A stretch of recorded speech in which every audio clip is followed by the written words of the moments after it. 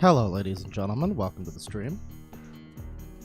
We got another nostalgic trip back into the past. I'm gonna take you back to the past, ladies and gentlemen, to gaze at the shitty lol cows who suck ass. Listening to some OSI there in the beginning. Not a band I play often on here because I think I got like claimed once for them, but yeah, they're one of my favorite bands. Song called Radio Log there. So today we got a nicely rounded lineup here of weird sickos. We're gonna take a look at what Cooking with Jack has been up to. We're gonna look into the Unicult. A lot of you might not even remember the Unicult because that video that I made of it did not get that many views. It was a pretty good video, I thought, but I guess the algorithm wasn't in its favor that time. But yeah, we're going to be looking into the Unicult. If you haven't heard of her before, you're going to hear of her today. Basically, lady who runs a cult that, I don't know, something to do with unicorns. She made a porn. It was $200. And then and then when I finally decided, you know, fuck it, why don't I buy the porn? It turns out that she stopped selling it. So F's in chat for that one. Yeah, we're going to be looking at her. We're going to be looking into a little bit more channeling Eric. I have covered them since my last edited video about them. I did look into them on the spirit science stream with it was kind of it was a double weirdo space psycho stream featuring spirit science, the guy who wants to sniff Emma Watson's panties, and apparently also raped a chick allegedly. And channeling Eric, which if you're not familiar, I'll give you the briefest of rundowns. Kid killed himself 10 years ago, like 11 years ago almost now.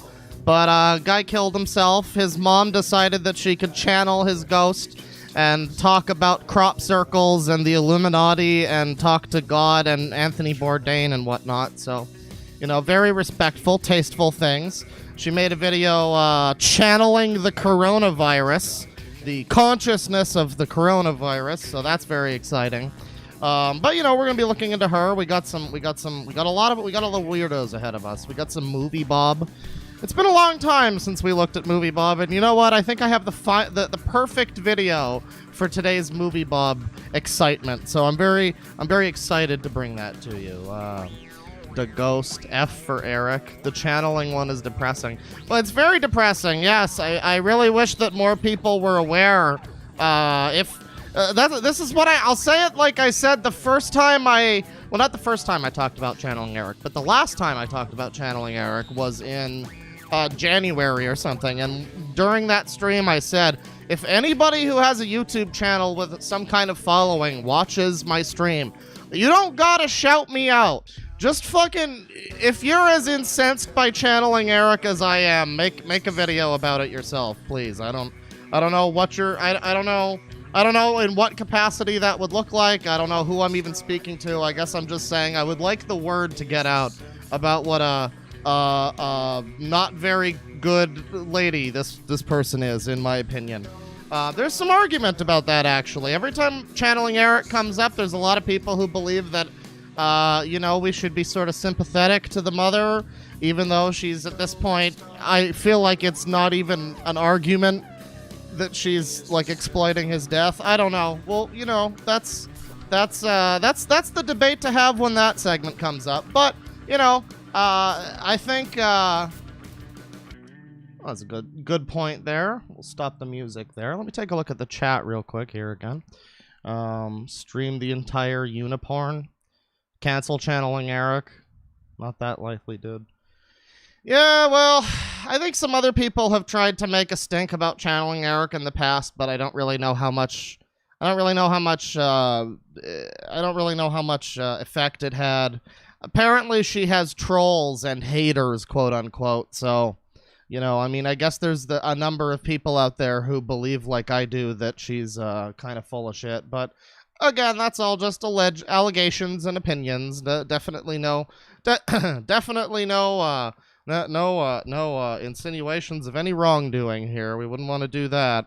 She actually showed up in my comments for the last video that I made about her, the edited one from that was almost a year ago at this point. Yeah, I made a video about her, and it was just kind of very fairly and objectively going over what she does on her hustle, and not really adding a lot of commentary to it. She responded to it like 6 months later, or like not even like 10 months later or something. She responded to it like a few months ago. The video came out in like September of last year, and she was like, "Well, I had to report you to for harassment or something." I'm really not sure whose manager Karen spoke to, but you know, I should be hearing from the district manager at some point. But anyways, you know, that's for that segment. Once again, we're gonna get into things here with our boy.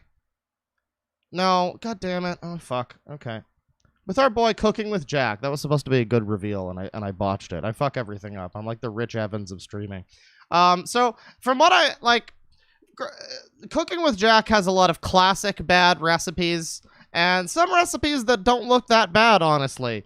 But something caught my eye recently regarding Cooking with Jack, which was someone in, I think it was Ark, actually, who makes all the wonderful deepfakes that you've been seeing. Someone posted something about how he doesn't even do the cooking on his channel anymore, and it's kind of sad. He like sits in a chair and narrates it, but he has his wife do all the cooking. So that's unfortunate.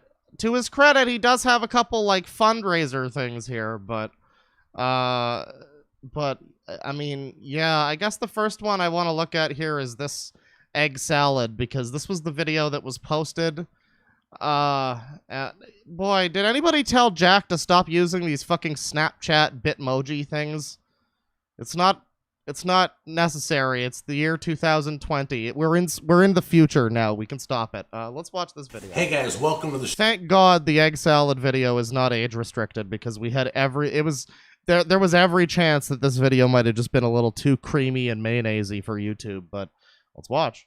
Hey guys, welcome to the show. Jack Scalfani here. It's the Cooking with Jack show, and we're going to do something really simple and easy today. But first I want to talk to you about masks. A lot of you have been writing me saying, we don't see your masks on the little merchandise shelf.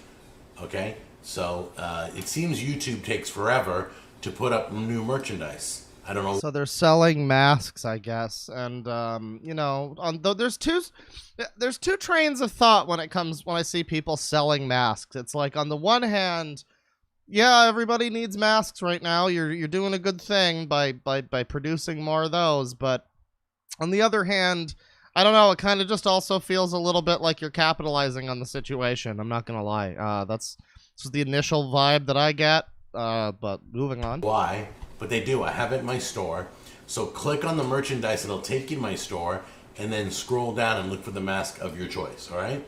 We got Cooking with Jack. All right. We got masks. We got masks. We got flasks. We got freaks and geeks. Let's watch. Guys, here's all the ingredients you need on how to make egg salad. You got your hard-boiled eggs. We're using an egg slicer, but you don't have to have an egg slicer. You can use a fork or a knife or whatever you choose. Then you got mayonnaise, salt, pepper, and some mustard. And those are the Bear's head mustard. Bear, watch out. Bear, you're on your fucking last. You just better be careful, Bear. That's all I'm telling you. basic ingredients for egg salad, and you can throw in your own little treats. Okay, guys, this is how my mom taught me how to cut my eggs for egg salad, but you can use a fork or a knife or whatever. So you take your egg slicer and slice your eggs one way. So he has his wife doing the cutting. He can't even use the egg slicer? Are you kidding me, Jack? Pull them out and then place it 45-degree angle the other. You don't even need to cut it, Jack. Why do you need your wife to do this? You just need to press down on a thing. Are you okay? Way, okay? Like you're crisscross cutting. And if you see, look how beautiful that is. And dump it in your bowl. Alright guys, first ingredient you want to put in is mayonnaise. And this is all about preference.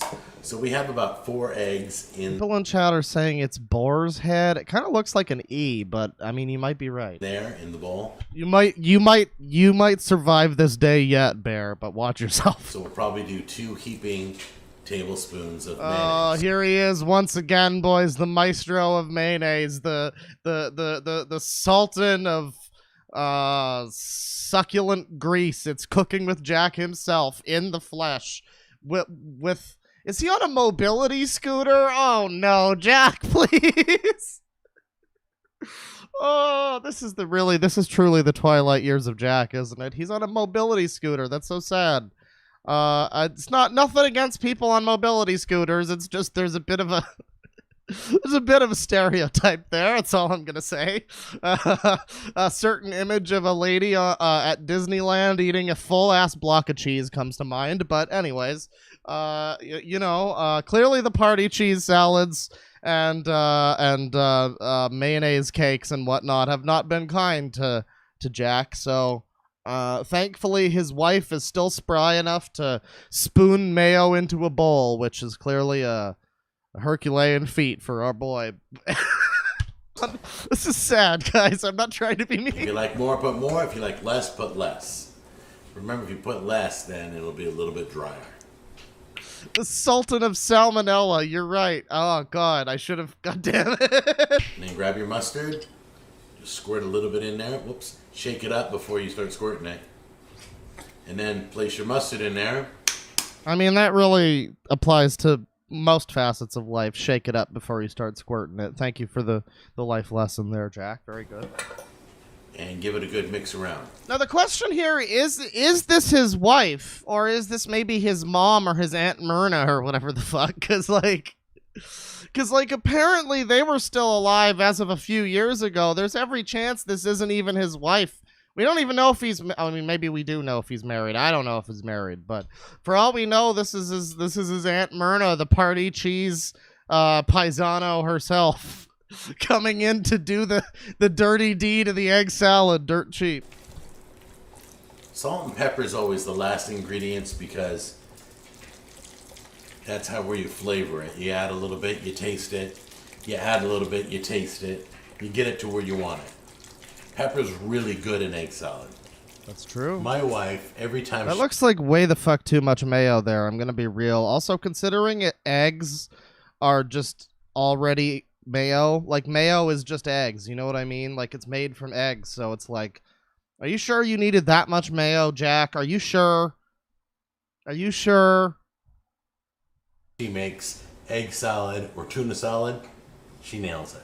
So I'm sure she has the right amount of salt and pepper in here already. I won't have to add any more. By the way, I'm gonna let you guys know. I'm gonna let you guys know right now. Make yourselves an egg and tuna salad sandwich someday. It is divine. Put in some celery and whatnot. A little bit of pepper, maybe a little paprika if you want to be extra like pinky in the air. Go for it. It's great. Don't forget the dill.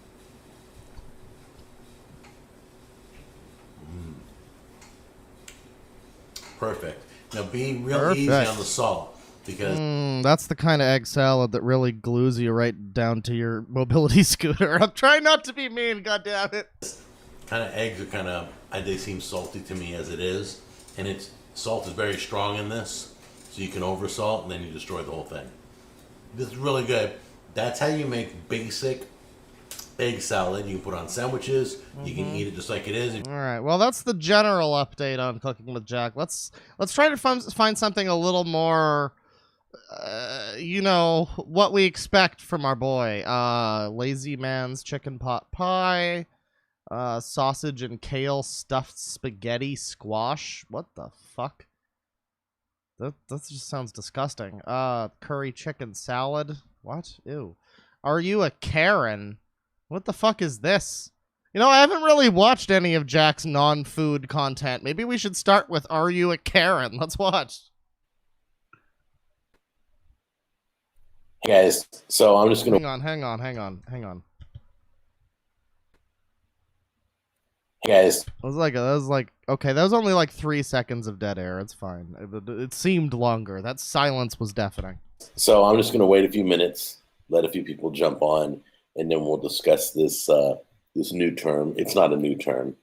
It's a meme that has been picking up some steam. But it's really offensive, by the way. It's literally a slur. On an unrelated note, I must be becoming a real alcoholic here if I do say so myself, because this Jim Beam is tasting better than ever.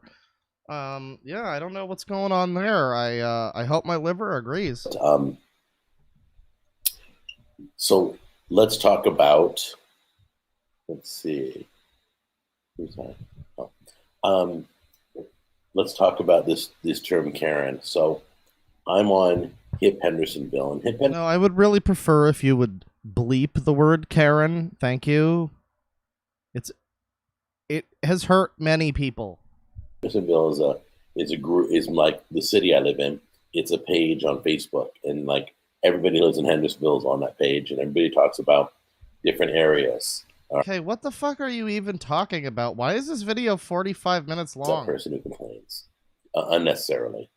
So Tammy kind of said, like, when I'm criticizing restaurants, I have to have her around to keep me from being too critical, because she goes, that wasn't so bad. Don't, cut them a break. So I have a new rule when I'm filming. If I'm going to say a restaurant's bad. So he's the Karen. Oh, Jack, please. Jack, please.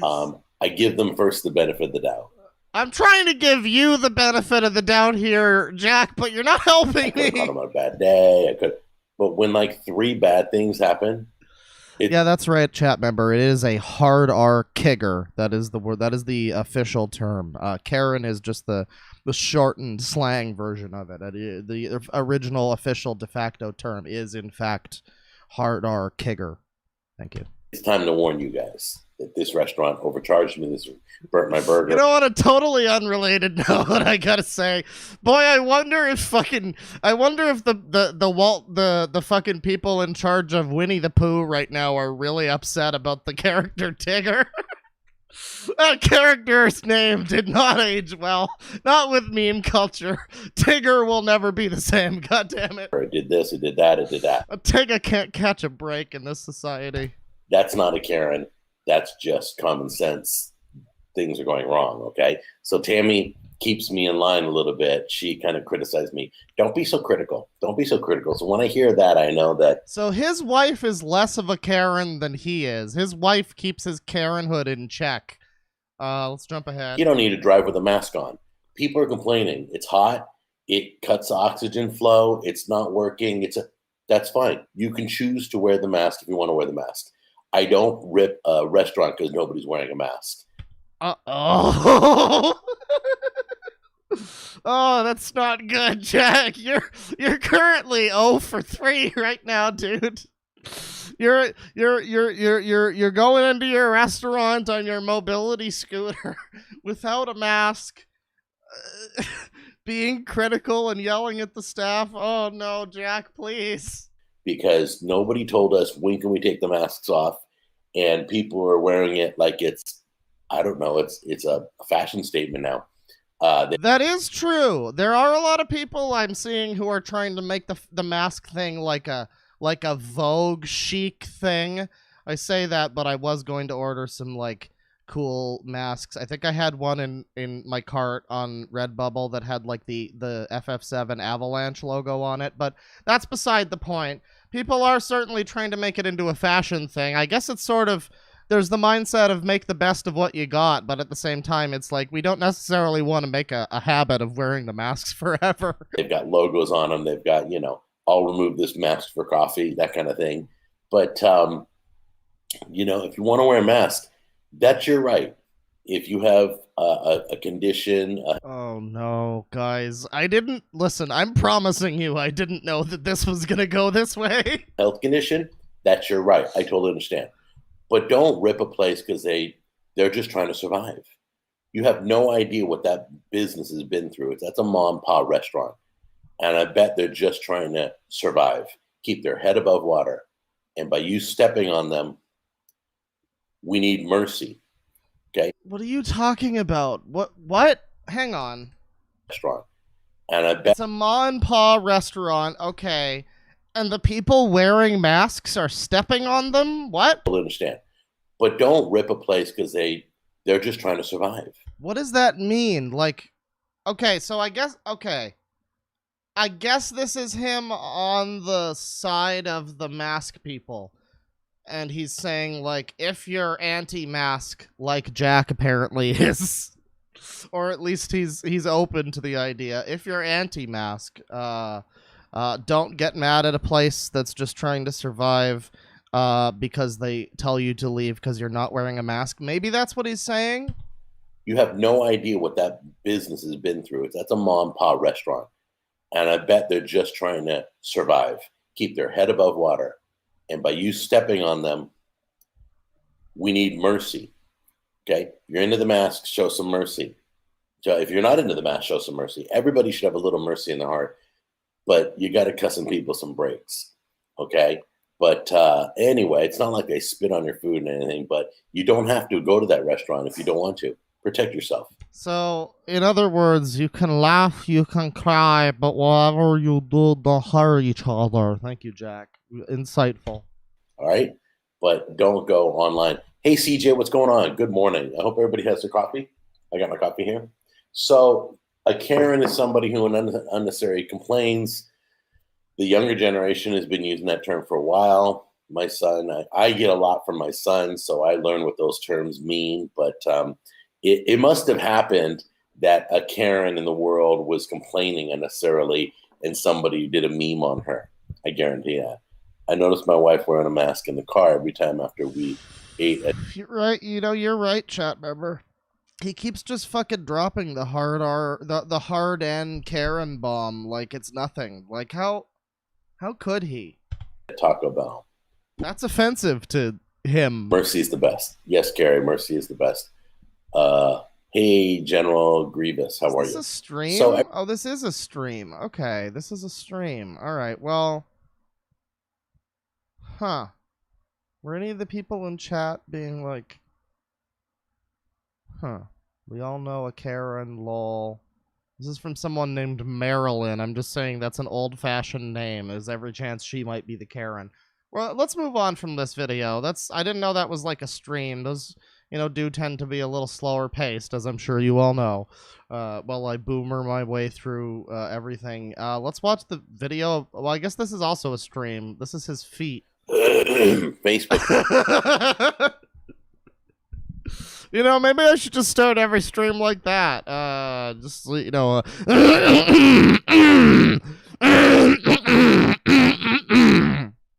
There you go. Welcome to the stream, ladies and gentlemen. People, if you want to talk to me during the stream, then all right, let's get to the good stuff here. Review tech. I mean, it was forced on me, not something I agreed to or requested. But if they just charge the state, whatever, or the insurance or whatever, that's fine. I saw shortages of stupid things like SpaghettiOs. You'd be surprised what people value in the supermarket. You're going to find shortages, but a lot of other things. I mean, SpaghettiOs are useful in many situations. If you need to clean out your drain, SpaghettiOs are known as a corrosive chemical, so, I mean, it works. Like, excuse me.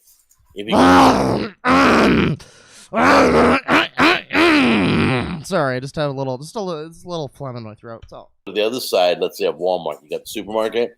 Let's get away from the food.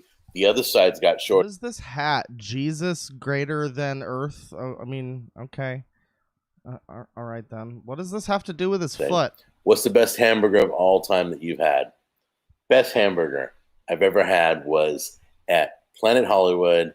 It was Gordon Ramsay's restaurant called The Burger, and it's spelled B-U-R and then capital G-R for Gordon Ramsay, The Burger. And it was a farm burger, and it was duck breast bacon. Oh, fuck off. Duck breast bacon. Oh, why don't you just jerk yourself right off into the fucking meat right there, dude? Come on. Didn't know that was a thing.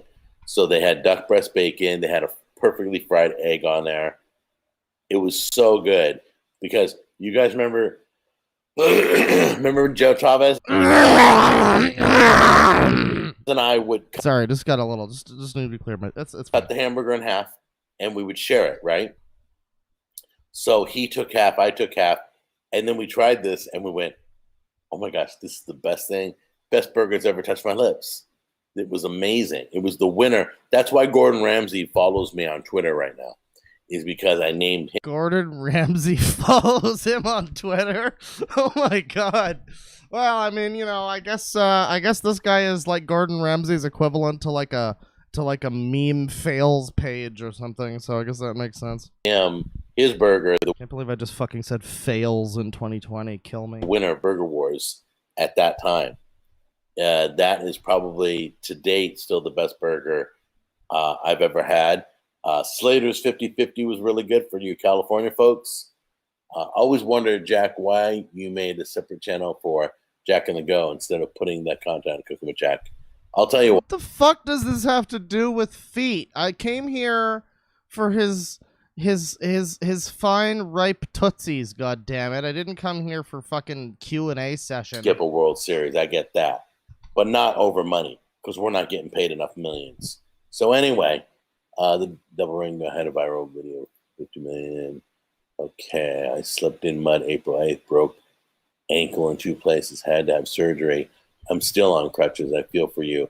Prayers for your healing. Thank you, Chris. Prayers back to you too. So you're boycotting football because they acknowledge racism. Nope, don't reword my phrase. Just the fact that political statements have taken over the game of football. Oh, yeah. Okay, that's kind of fair. Well, I mean, to be fair, it's the only way that football can still, you know, have any kind of viewership. So you know, there is that. We're gonna move along from this one. He keeps fucking,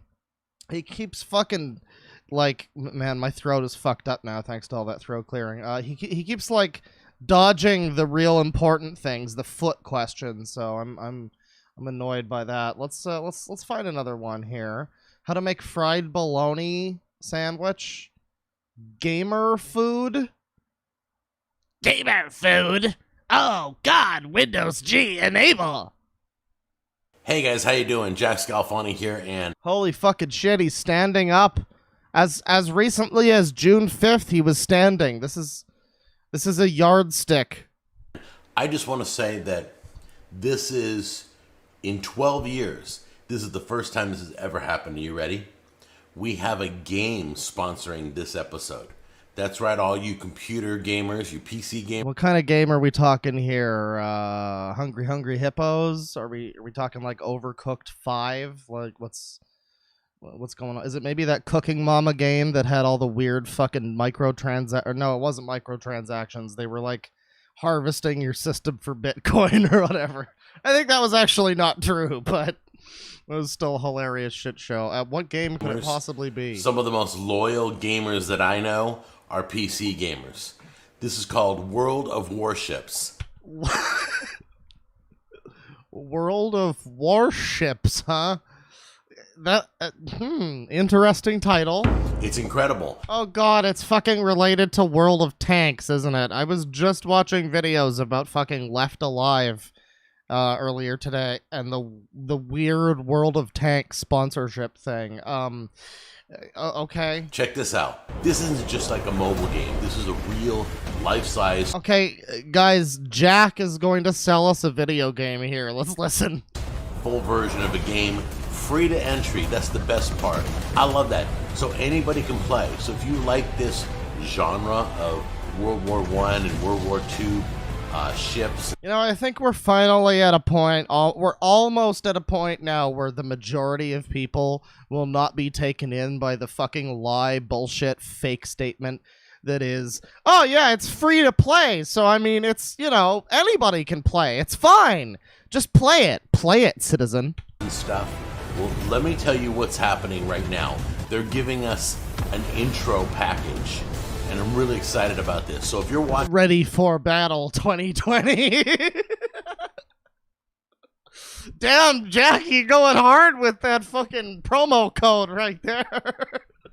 You might as well just say fucking like Nuclear Bunker 2020, Mad Max Scenario 2020. Stay the fuck back, I will laser every fucking one of you 2020. this video right now, let me tell you what they're going to give you. They're going to start you off with 700 doubloons, 7 days of World of Warships premium membership. Come on, Jack, you can do it. You can You can read through the thing. Sit on your mobility scooter if you need to. 1,000,000 credits. They're going to give you a 2-port slot. 1,000,000 credits! Wow! And check this out. They're going to start you off with 2 premium ships. USS Charleston. Damn, dude, they got the Charleston Chew ship. I'm down for that, and they've also got the Weeaboo ship. I gotta sign up with Ready for Apocalypse 2020 here.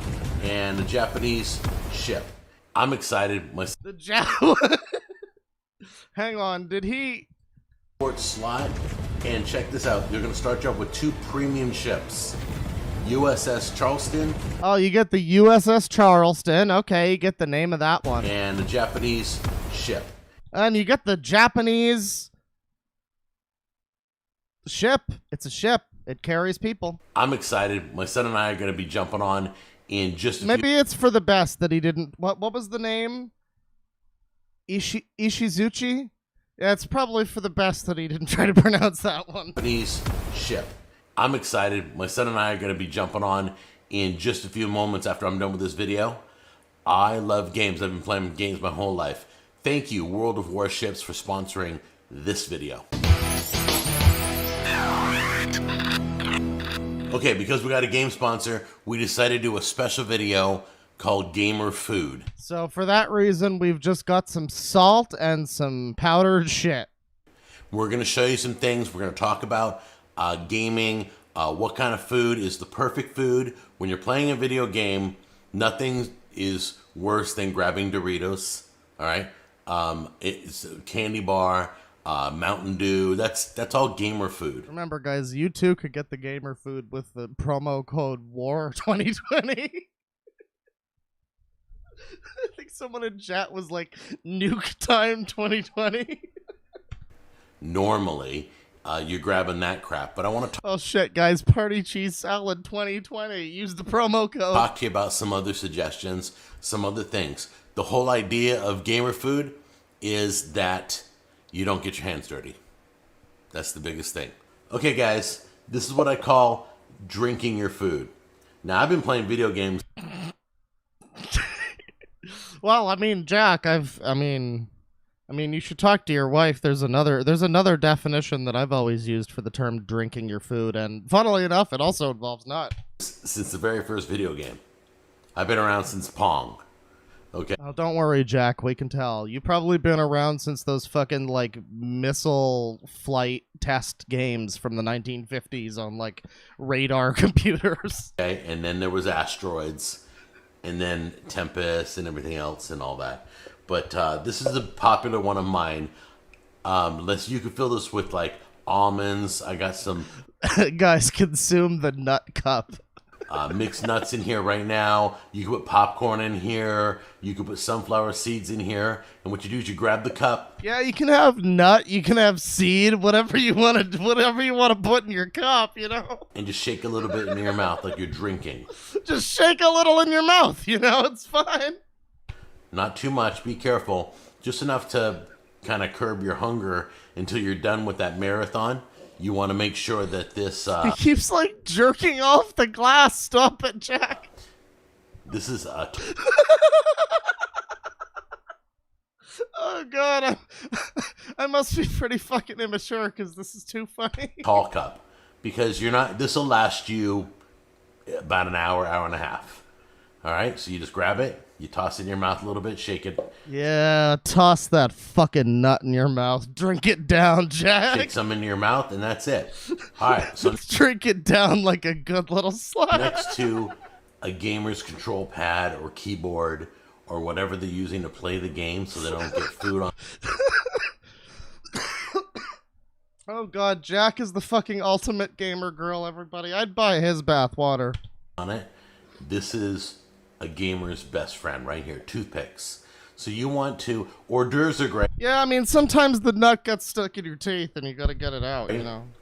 You want to do food that can be eaten with a toothpick because once a toothpick can pick up the food, then it can be eaten right away and get back to the game, not a problem. So we're going to be using this in the next few appetizers I'm going to show you that I think are really good for gamers that you probably never even thought of. Okay, most of the time, mom's usually making food for the kid who's playing. The kid who's playing the games, yes, of course. So I'm gonna be real. I mean, I don't really care if I'm eating like Doritos or whatever the fuck. I don't really care if I get my controller dirty because like cloths exist. It's not that hard to clean a controller, so like I don't know. I mean, looking at my PS4 controller right now, there's like some dust, or I guess around like the crevices, but I mean, for the most part, it looks fine. You know what I mean? Like, I don't know. How dirty do controllers really get? Like, just wipe them off. You don't really need to get, like, food that specifically doesn't get your hands dirty. It doesn't really matter. Also, that just applies to anything with a fucking fork as well. Just use a fork if you're gonna be, like, you know what the perfect, you know what my perfect gamer food is spaghetti, honestly. Actually, it's not. I don't really eat while I'm playing games to begin with, but, you know, that's beside the point. In the games. So if you're preparing the food, or if you're a gamer and you pre-make food, that's fine. My son will come down here and cook something really fast, put it on a plate, and run back upstairs and start playing again, okay? So here's a suggestion. So try to keep them away from starches and salt. He's using the fucking hard R gamer word to everybody. I can't fucking take this anymore. He is offending my people. I'm being oppressed. Stuff. We're going to be showing you one in a minute that's not really healthy, but it's pretty tasty, and gamers love it. But try to go towards meat and vegetables, okay? So we're going to start with some meatballs. They are defrosted. They're just somebody let Jack know to err on the side of vegetables for once in his life. Jesus. Just your regular, average meatballs that you buy at the store that aren't cooked yet, okay? So we're gonna cook them. We're gonna flavor them right now. So let's go get our flavors. So the key is not to just make meatballs, all right? Don't just cook meatballs. That's bland. So we've got nut. We've got a full glass filled with nut and seed, and now we've got balls. Okay, great, very good, Jack. Very good. Boring. You wanna spice them up a little bit, give them some flavor, okay? So let's throw them in a bigger bowl so we can mix our stuff around. So got our meatballs in there.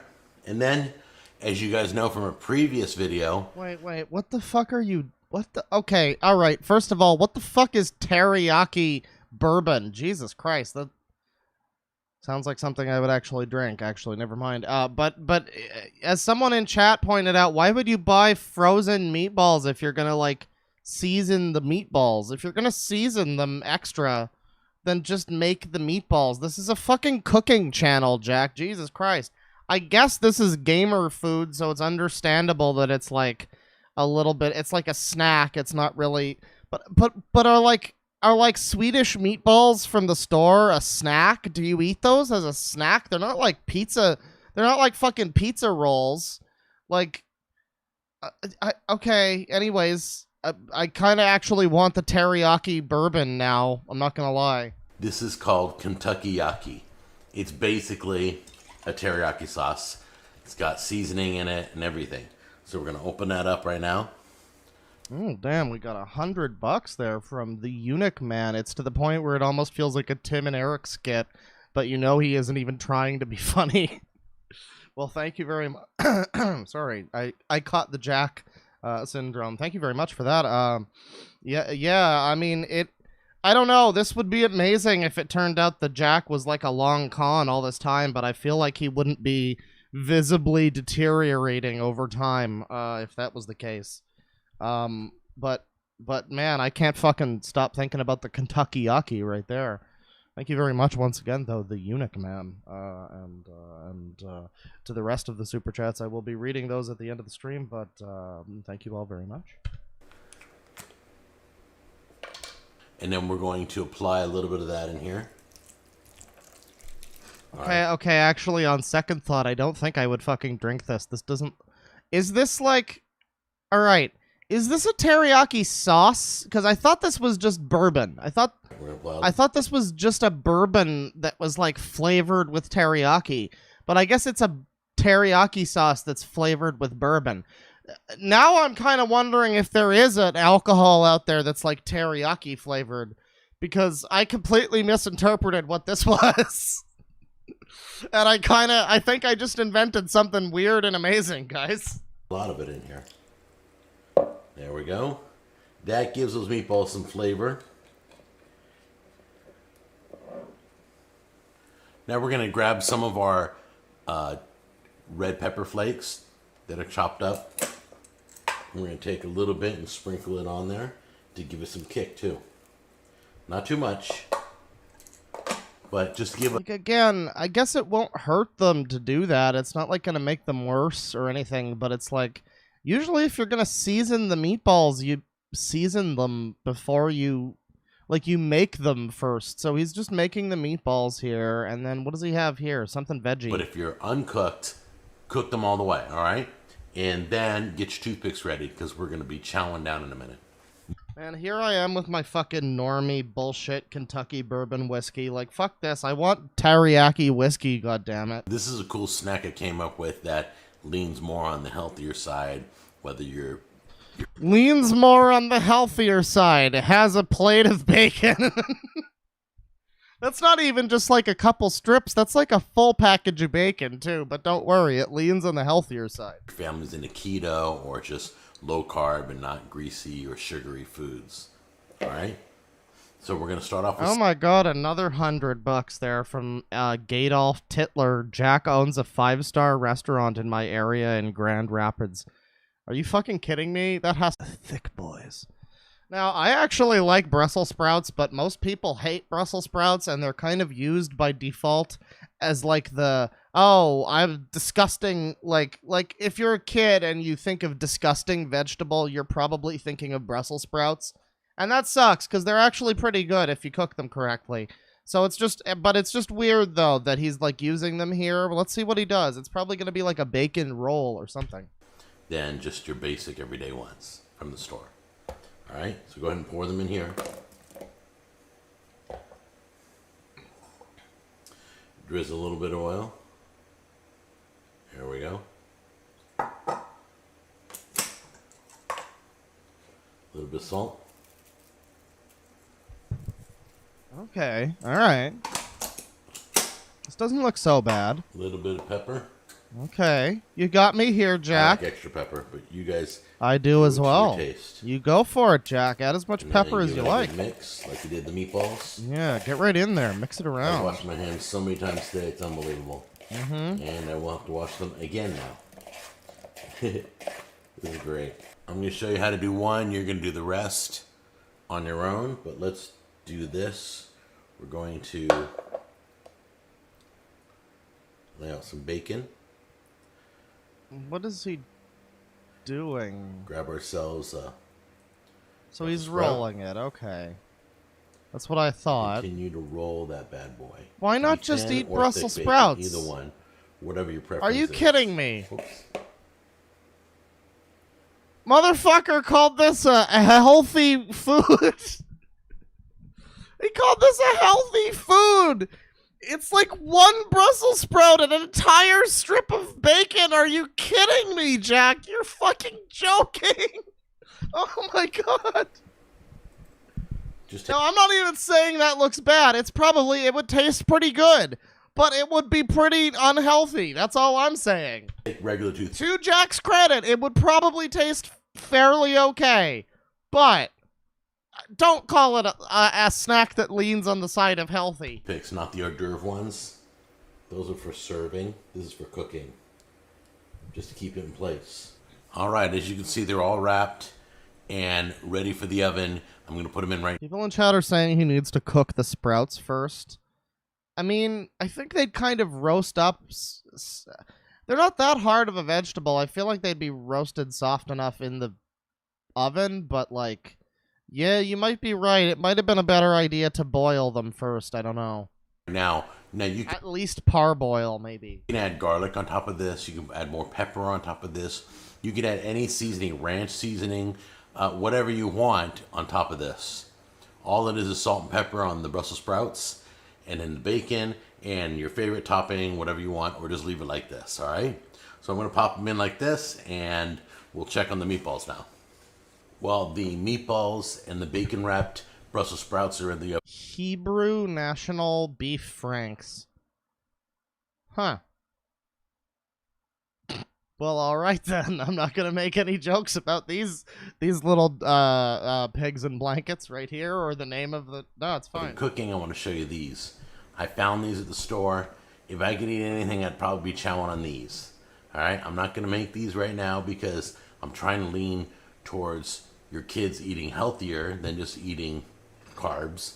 Yeah, let's eat healthy. Let's eat fucking beef franks in puff pastry blankets and bacon-wrapped bacon sausage, fucking whatever that was. Bacon-wrapped Brussels sprouts. But these are beef franks. Err on the side of healthy. Right. What does he think is, I mean, actually we know what he thinks is unhealthy. He thinks party cheese salad is unhealthy, and he would be right. But I don't really know if that yeah, I don't know. I don't know. Beef franks with a little puff pastry around the outside. Toothpick will go right through them perfectly once they're cooked. These are really, really good. I've tasted one of these before. So if you're not worried... I'm sure you've tasted plenty of circumcised Hebrew franks in the past there, Jack. It occurs to me at this moment in time, 9 minutes and 45 seconds through this video, titled Gamer Food, that this is a cooking channel, and he's making frozen boxed food. Yeah, I don't know. Maybe save this one for the side channel, or at least like a short video, like not a full video. I don't know, Jack. This isn't. Does he think this is cooking? This is not cooking. About what you're eating, don't care. I'd go with this over anything I'm making right now. Now let's go check those meatballs. I think they're done. Look at that. Smells amazing. Look at that. They probably taste okay, but somehow they look very unappetizing. I don't know how he managed to do that. Why are they all... Hang on a second. So this pan has like all these little circles. Let me take a look here. Alright, well he did try to mostly aim for the circles. It seems like they fucked up in the transport process. Alright. Okay, well, cooking apparently involves meatballs and nut and seed and yeah, lots of things like that. So I think to end out the Jack segment before we move on to whatever's next, we're gonna watch something that's a little more one of his classics. Let's watch a classic Jack video. Now I have seen the what have I seen? I have seen the fucking, I think I saw the French onion soup, which is a little bit of a not a great one. But I did see the party cheese salad, obviously. I've had my day in the sun with that shit. Does he not have that on his channel anymore? What happened to the party cheese salad video? Is that like not on here? Did I miss it? What? Huh. Huh. I think he removed the party cheese salad video. Where? Party cheese salad. Oh no, it's there. It just doesn't have that many views, surprisingly. Wow, my fucking video has more views than it. Jesus Christ. Okay. Well, there you go. I would have assumed that was one of his classics and had like millions of views, but I must have been mistaken. Well, in that case, I don't even know what the fuck counts as a classic. I don't know. How to cure a ham. Mojo marinade. Stuffs burger press. So, okay. Poor man's... You know what? Poor man's filet mignon doesn't sound very good. But I don't know. Slap chop also doesn't sound very good. Fuck it, we're gonna do the poor man's filet mignon. This is his most viewed video. We gotta watch this one, so we're gonna skip the intro here. Hey, how you doing? Jack Scalfani here, and you're cooking with Jack. Welcome back to the show. Forgive my black hat. My yellow one is still a little dirty from my son's little antics with the big top cupcake scene. Yeah. You know how that turned out. Anyway, I still have some some cupcake cream in my eye. Chat, we've watched the mayo cake in the past. It's not that funny. It's literally just a normal chocolate cake with mayo instead of eggs, and he makes it look worse than it is in the thumbnail because the fucking cake is coated in a white icing, and there's like a jar of mayo there, and so you assume that the icing is mayo, but it's not. It's a fine recipe. It's not that disgusting. So that hat is drying. I had to wash it. But we are back with another episode. It's time to start getting back into some lessons. That's right. We've done product reviews. We've gone on field trips. We've done specialty holiday events. Right now, I want to start teaching you. Oh, chat member, don't say that his wife is the mayo cake. That's not nice. Don't worry about me repeating that for the whole stream to hear. Don't worry about that. That's not nice. This isn't a bully stream. How could you? You guys some tips and tricks, okay? So every so often I'm going to do an episode that's going to teach you something, whether it's parboiling or whether it's butterflying or whether it's just things that you see on cooking shows that you're like, what are they talking about? All right? Here's a little trick right now. For those of you who eat steak or any kind of cut of beef or any meat whatsoever, I guess this would work on. I've only tried it on steak so far, okay? It's called the poor man's filet mignon. And what that does is it's a way of taking a really, and I'm going to be just honest, a really tough, cheap piece of garbage steak, okay, and making it tender and amazing, falls apart. I mean, you could probably pull it apart with your fingers instead of a knife and a fork. So we're going to show you this. Okay, so you're going to make the steak really tender then, basically. I mean, that's...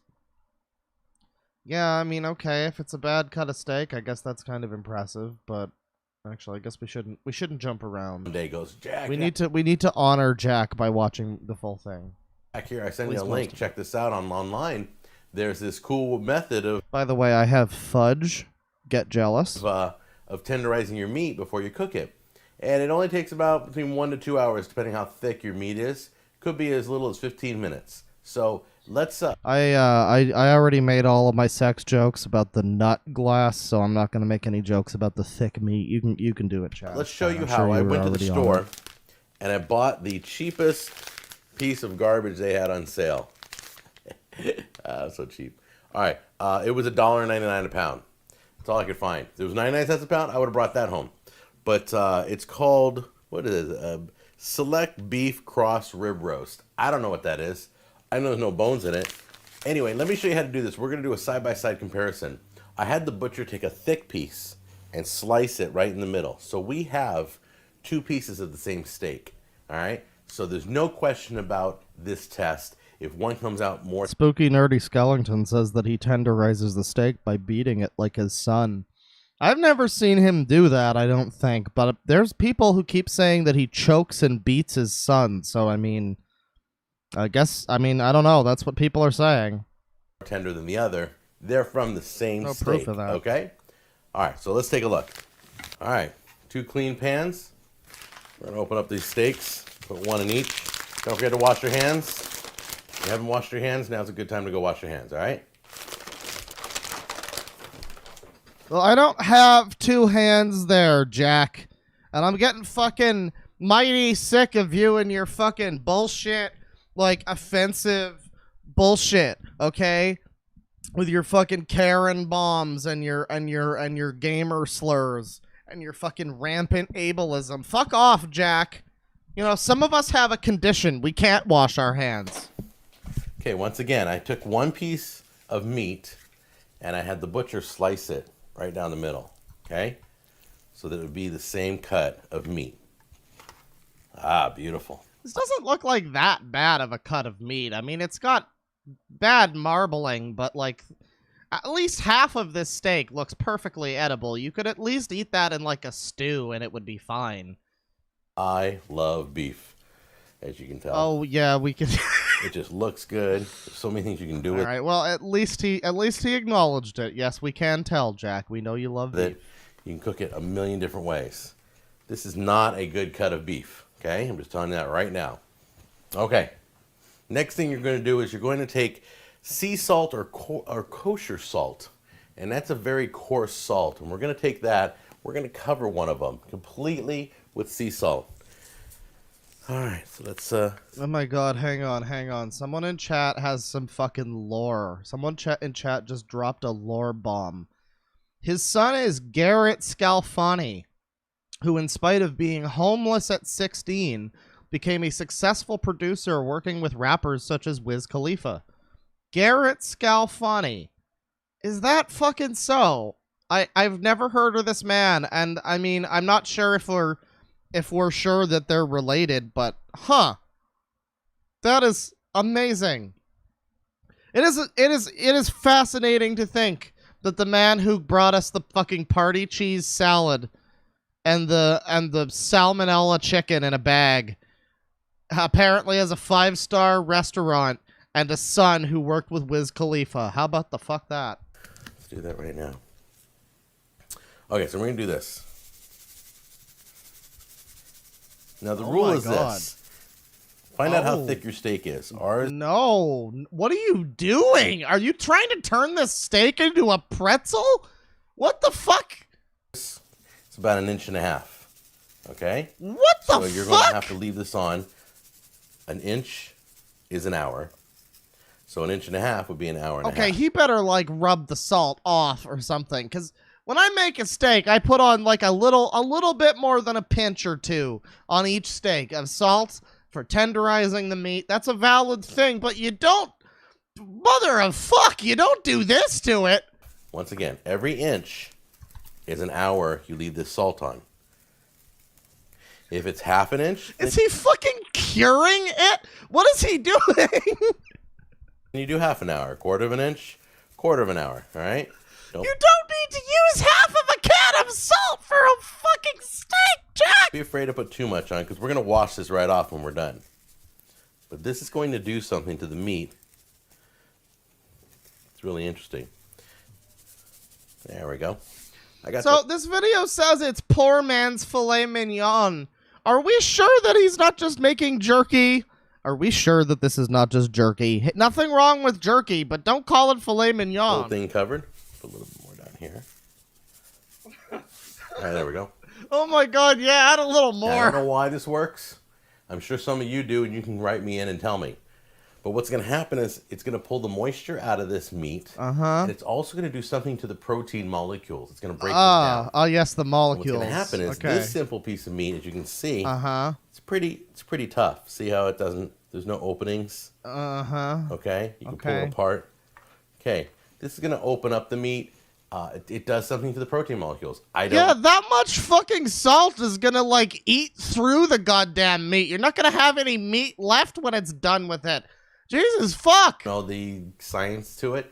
I just know it works, and I'm just going to show you guys right now. So we're going to let this set for, let's break out my measuring tape. That is about, you know what? That's about 1.25 inches. So we're going to do 1 hour and 15 minutes. Okay? I'll be back in 1 hour and 15 minutes. You know, maybe it's going to look delicious. Who knows? We don't know. Just to show you exactly what I'm talking about. Notice there's no moisture or water in there, just the salt. I would love it if he cooked this steak next to the other steak without any salt, and we just got to see them side by side. No moisture or water in this one. All right, let's check this out in 1 hour and 15 minutes. You're watching the Cooking with Jack show. We'll be right back, right after this message. Hey, how you doing? Jack Scalfani here. Just want to tell you about my line of sauces. They're called the best sauces you'll ever taste. That's right. It's called the best barbecue sauce. Oh my god, I fucking think I've seen this sauce in stores before. That's terrifying. I don't like that very much. My god. Maybe I should buy some. Oh jeez. Fucking hell. Alright, well, jumping ahead. Now, back to the Cooking with Jack show. It's been 1 hour and 15 minutes, and you can see that all the salt has really become moist. It's drawing all the water out of it. You can also see, if we turn this, let me move this one over a little bit. If you turn this, you can see like the salt, there's a lot of moisture down in there collecting. And you can see where the water is coming out of the steak. It's just coming right out of the bottom. So it's doing something. The water. Yes. Something to this meat. So we're going to take both of these. I think that's blood, Jack. I don't know if that's water. Get them prepared for cooking. All right, first thing you do It's water. is rinse the entire thing of salt. There we go. Okay, now I knew he was gonna do that. Maybe it didn't destroy the steak, but my god. Get all the salt off it. I still feel like that's way the fuck too much salt. Like, Jesus And look, Christ. what you notice is, see all those openings? Look at all those groove openings. It's starting to kind of pull apart a little bit here. It's grooving. New steak really grooving. penetrated the meat. Get a good rinse. Penetrated the meat, you say? Now you can see it's kind of very loose feeling. Here, I'll show you at the table.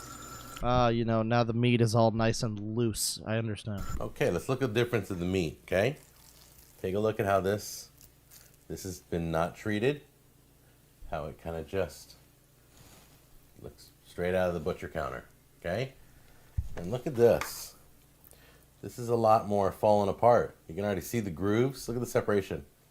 You see that separation right there? No shit, you dumped a fucking truck of salt on it. You had an accident. You had a fucking, like, literally a train wreck of salt on your fucking steak. Opened up and got more tender than this one. Okay, these just came off the grill. I want to show you some similarities and some differences. Okay, now I noticed while cooking, these were cooked over their own flame. Each one. I'm gonna be real. The one that wasn't salted to fucking gone looks a little bit better. I mean, it might just be because it's got a better char on it, but one had a flame underneath it on the barbecue. They were cooked identically, same position, same amount of time. I pulled them off. But the weird thing is, the untreated one looks like it curled up a little bit right on this end, and I don't know if you can see it, but it kind of curled up, and it kind of looked like it cooked overcooked or got well done. But look at this one right here. This one's interesting because this one's still fully rare. Steak rare. I know you do, Jack. You like your steak like you like your chicken, rare and filled with bacteria. Now, it's not actually a bad thing to eat rare steak. So everybody in chat who's like, "Oh my god, he didn't cook it enough." Don't worry. Rare steak has pretty much never killed anybody, so I wouldn't worry about that. But I mean, that being said, I still think the one on the left looks a little better. I mean, it also just looks like it was cooked a little longer. I kind of prefer like a medium rare steak, so maybe that's what it is. But I don't know. Outside of the difference in like cooking times, it really doesn't seem like the salt did that much to this one. I mean, maybe the flavor would be different or the texture. This looks rare, and this looks well done. They look completely different. They look like they were cooked at completely different times. So one more thing I want to do before I want to lift these up and see which one has more juice before we cut into them. Okay. They look like feet. Okay, this one definitely has more juice than this one. All right, but we're gonna cut into these bad boys right now. Wait. Hang on. The one that you didn't fucking salt to shit has more juice than the other one? Really? God damn it, Jack. Let me bring over a plate. This is the one seasoned with the salt. This is the one not seasoned with the salt. I'm going to cut right into them. We're going to see exactly how they cooked. Let's see how they cooked. Oh, yeah. Nice and rare. Oh, yeah. Okay, that's beautiful. Let's take a look at this one. Same spot.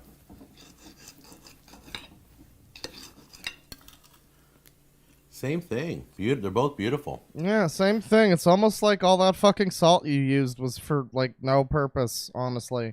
They probably both taste the same, and they probably both don't taste anything like fucking filet mignon. The one on the left, he didn't even do anything to. He just cooked it, and he's still displaying it in this video titled Poor Man's Filet Mignon. The whole conceit of the video is that it's like this terrible cut of meat. Was his only trick to just fucking salt it like he's making, like, a fucking pork brine? What? Let's take a look now and see. Let's see if one's more tender than the other. I could go for a steak tonight, I'm man. going to try and tear this meat open. Yeah, with my rip and fingers. tear until it is done. It's pretty easy. A little nervy. Still very Alright, tender. That was a little tougher than I Yeah. thought. But you can do it. Now let's go over here and You look at can this. do it. Same spot. That goes right through. Wow. All right. That was beautiful. That was Well, a lot I mean, easier. Yeah, you know, it's like, yeah, add salt to your steak. That's like a pretty common knowledge kind of thing. I guess this is tips and tricks #1, so there you go. But did we really need a 12-minute video explaining to add salt to steaks? Like, yeah, you're right. Add some salt. Fuck, add a ton of it. Apparently that doesn't matter that much, but either way, I mean, it probably still doesn't taste like filet mignon. Now, I think if you left the salt on a little bit longer, you would even have a better tenderizing procedure. All right, so here's the deal. I'm gonna take a piece of meat here. Wow, I know what I'm having for dinner. There's one piece there. I want the same size here. So we're gonna try this right now. We let the meat set. It should be perfect. This is the untreated. Where's Lee to do the taste test? This feels wrong. Good seasoning. Wow, lots of pepper. Forgive me. I love black pepper. Okay. It's really got a lot of flavor, but it immediately toughens up almost all the juices out of it, and it's now becoming harder to chew. Because it's shitty steak. I mean, like...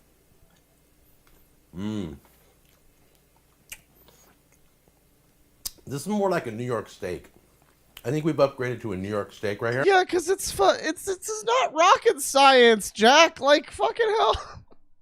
The man bought a shitty cut of steak, cooked it without anything to make it different, and he eats it, and he's like, wow, yeah, this is pretty shitty. It's like, wow, Jack, yeah, no, I would have never fucking known that. Thanks. And then he shows off the other steak, and it's, like, slightly better. He just said, by the way... This is more like a New York steak. Yeah, New York steak, not a fucking filet mignon, you lying scumbag scum, you fucker. This is a scam video for fucking 12 minutes of ad revenue, allegedly. I'm just saying. I think we've upgraded to a New York steak right here. It's breaking up real easy. Congratulations. When you fucking salt a steak, it makes it more... Jesus fucking Christ, Jack. Okay, that's Cooking with Jack. I think we're good on that, unless I see, like... Oh my god, the bacon explosion. Oh. You know, the problem... I would watch this one, because that sounds like that just sounds fun. But, honestly, bacon explosion is probably gonna end up looking like it tastes okay, but also is horribly unhealthy. Lazy. Okay, you know what? This is a short one. We'll do one more Cooking with Jack before we move along. Let's watch Lazy Man's Lasagna, because anytime he has something about Lazy Man in his title, you can be fucking sure it's gonna be a classic. Hi, how you doing? Welcome to Cooking with Jack. Just want to thank you for all the letters and emails you've been sending me. I am going to keep doing videos, so don't worry. A lot of you were asking, are you going to keep doing these? Yes, I will. There'll be plenty to come in the next year. Tonight, we're going to do something special. My son's classroom is doing, tomorrow they're going to be doing a International Day. So everybody has to cook a dish from their heritage and bring it to school tomorrow. So I figured, hey, why not? I wanted to do a video on how to make a lazy man's lasagna, and I'm going to be making that for his class. So the two came together, and we're making the video right now. All right, speed it along there, Jack. Come on. Here's all the ingredients. Now, when I mean lazy man's lasagna, I mean lazy. That's why you got these. Normal. I mean, like motor scooter lazy. I'm talking like 2 strokes in the past 10 years lazy. I would be shot for being Italian and using these jars of sauce. But if you need something quick and easy, grab your 2 favorite jars of sauce at the store. Okay, grab a thing of ricotta cheese.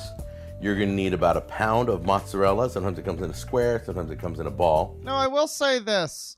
It's not authentic to use like a jarred sauce, but if you add extra spices and things to that sauce and you make it your own, I don't feel there's anything wrong with that. I mean, it's just kind of like a starting base if you do it right. I don't know.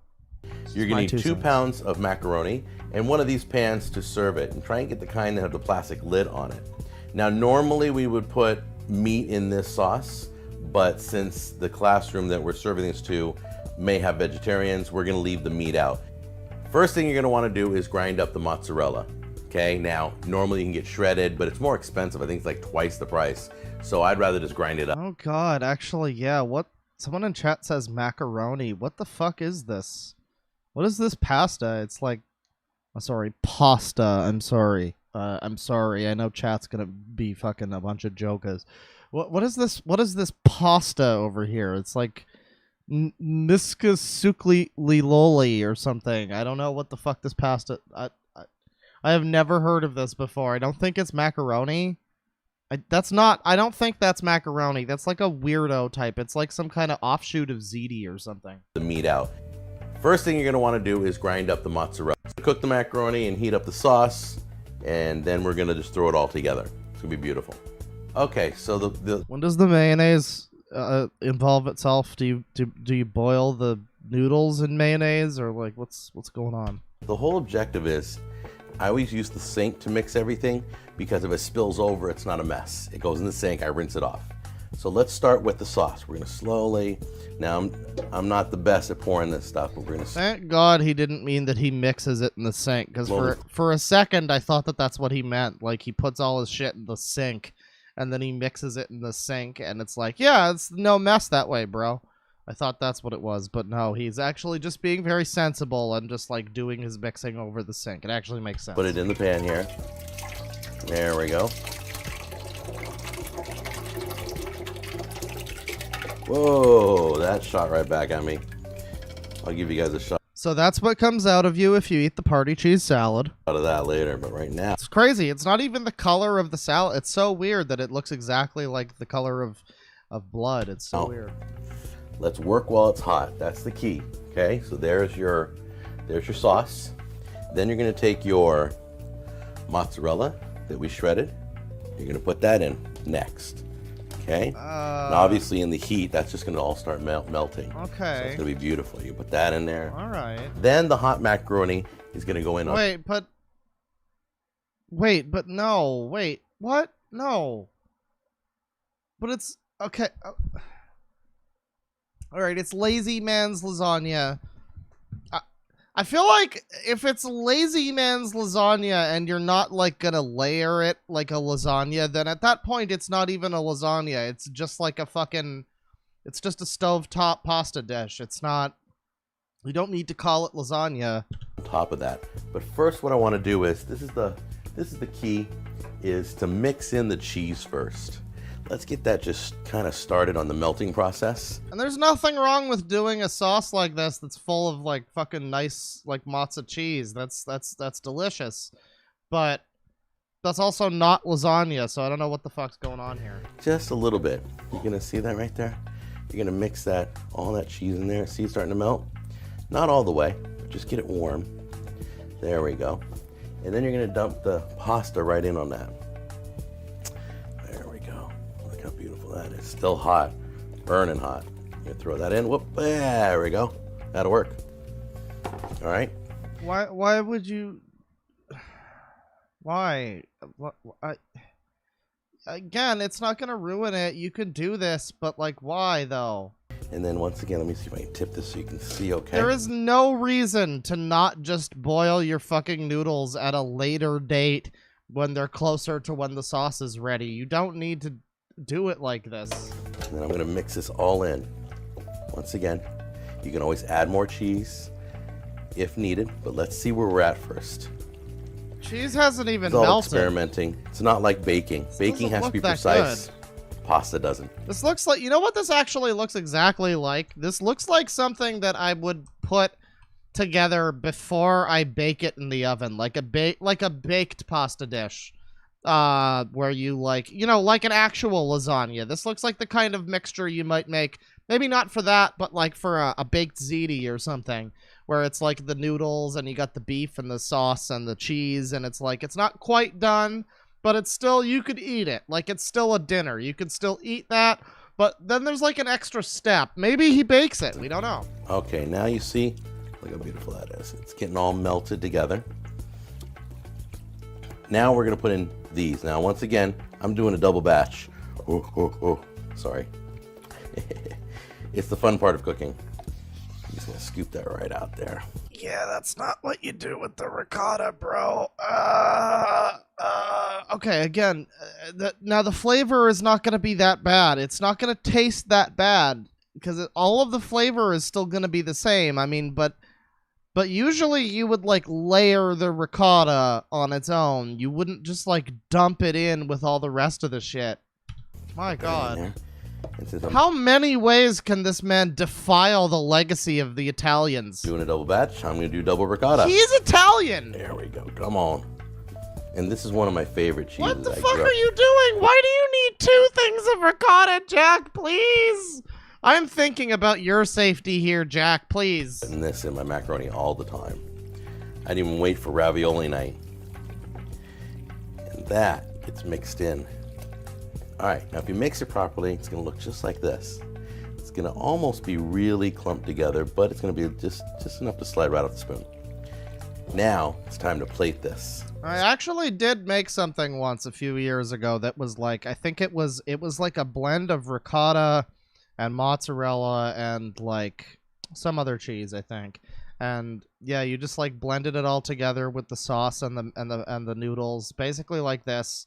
And the beef, but then you put it in the oven. So, I mean, it remains to be seen. So here's what we're gonna do. We're gonna fill these up for the kids. He is wait. This thing, what do you mean fill them up for the Are you putting them in the oven or not? It's burning hot.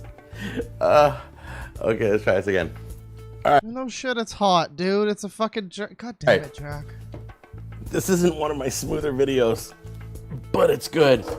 I promise you that. Yeah, this is no party cheese salad, bro, but I'm sure this one will still wind up clogging up the sewers real good. Here we go. Just gonna start dumping it right in there. Barely even wants to pour out. I hope I made enough. Yeah, I think I did. Put that out. Put a little bit more. And again, I'm obliged to say this would probably taste fine, but it's like, why even call it a lasagna? Jesus Christ. Like that. We're gonna move that over there. Bring the other one over here. See if that works. Right, is he baking That was thing? difficult. It's really easier than that, I'm telling you, especially if you have family helping you. Okay, so that's what it looks like. Now let me give you just a few more tips before I say goodbye. The first thing you do is I saved a little bit of cheese. Okay? Save a little bit of cheese. You can take a little bit of this and just gently sprinkle the tops. Yeah, yeah, you could definitely sprinkle you could definitely sprinkle the tops of your baked pasta dishes with mozzarella and then, you know, put them in the fucking oven. Please tell me that you're gonna do that. I would say just more for decoration than anything. You got tons of cheese in it. But it looks nice, gives a little contrast to it. No, it's not for decoration. It's so that you have a top crust cheese thing that's like bubbly and delicious on the top. God fucking damn it, Jack. And the other thing... I'm not even Italian and I could make a better fucking lasagna than you, hack Scalfani. Is you can bake these later. Now, I'm going to put these in the oven in the morning before I take it to the school. But you can bake these like a baked ziti and it'll get a hard upper crust, okay? And lastly, the one thing you don't want to do. Yes, you can bake them. You should bake them. Please fucking bake them. Again, they're not going to taste that bad if you don't bake them, but it's like, this is just a baked pasta without the step of baking it. What the fuck are you doing, Jack? Please. Don't call this a lasagna. This is disgusting. All right. He's got one last thing that we shouldn't do. What shouldn't we do, Jack? These plastic lids that come with these trays, don't put them on right away. Oh, fuck you. I don't care. All right. We're done with Jack. Thank you, Jack. Very good. Very cool. Very, very nice and hot. So that's Jack. He's cooking up a storm. He's not really still making the food himself. Got his wife doing all of that for him now because I guess it's just a little too hard to use an egg cutter thing, an automated egg cutter while you're in a mobility scooter. I don't really know. The man's had 2 strokes in the past 10 years, so I would say honestly he's doing surprisingly well given all things. Yeah, I don't know, Jack. Keep on keeping on. Just try to fucking eat a little more healthy, dude. And that doesn't mean bacon wrapped fucking Brussels sprouts. So the next thing that we're going to be looking at here is, let's see, what should we look at next? Oh, well, of course, we must take a look at the game over thinker himself. So, Movie Bob, many of you guys know about him. If you're not familiar with Movie Bob, he was kind of a wannabe nostalgia critic kind of character back in the day who made like opinion pieces about movies and video games. And a lot of the things that he said were kind of hilariously out of touch and wrong. But then he started becoming a ridiculous political lolcow who wants to fucking who wants to enact a eugenics policy and cow the weak conservative chaff and whatnot. Yeah, Movie Bob's a bit of a hilarious fucking meltdown of a human being. So yeah, we're gonna watch a couple of his game over thinkers here. I think we saw the one about Tifa's titties. Which one? Let's see. We got the Banjo-Kazooie here. Dragon Quest Walk shows mobile. Okay. You know, the problem here... Oh, well, actually, there's a couple here that might be okay. The problem here is that these are his new videos, and he's really only gotten more unwatchable and boring with time, honestly. His older videos were a little more hilarious, but, you know, we're gonna try. We're gonna try K is for Knockers, which, by all accounts, sounds like a real classic Movie Bob episode. Let's check this one out. What does Movie Bob have to tell us?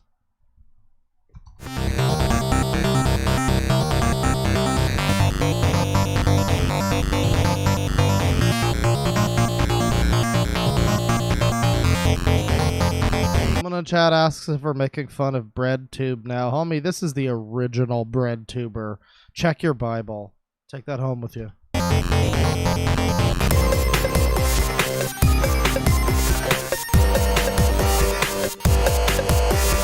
was under the impression that K was for Karen. Did I already make that joke? I don't know. I think I'm drinking a little too much. Let's move along here. So there's a new Mortal Kombat coming out, because sure, and this one has celebrity mocap and voice acting and a loot system for adding cosmetic doodads. When the fuck did this come out? 29. Okay, so we're like, this is a year ago or something. I don't even know which Mortal Kombat this is. To your outfits, cool. Hey NetherRealm, you ever gonna call up Capcom and make Street Fighter vs. Mortal Kombat happen? Because it's weird that I can have Ryu and Ken fight like Isabelle from Animal Crossing. Ryu, Bob, really? Ryu? It's like if I pronounced your name Boob. Now, which I might just do anyway. Or see Chun-Li fight the chick from Battle of the Planets, but if I want to see Cammy take an inverted head scissors from Milena, I've got to pay cash up front to a commissioner. I mean, imagine it offhandedly while doing something otherwise normal and healthy.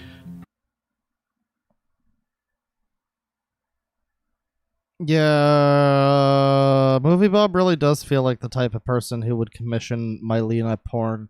You know, there was that meme it was a short-lived meme. It was the one with the fucking dad from Coraline and the dad from The Incredibles, and they were like, yeah, you gotta make her tits bigger. Yeah, she needs to have more sweat follicles on her ass, whatever that means.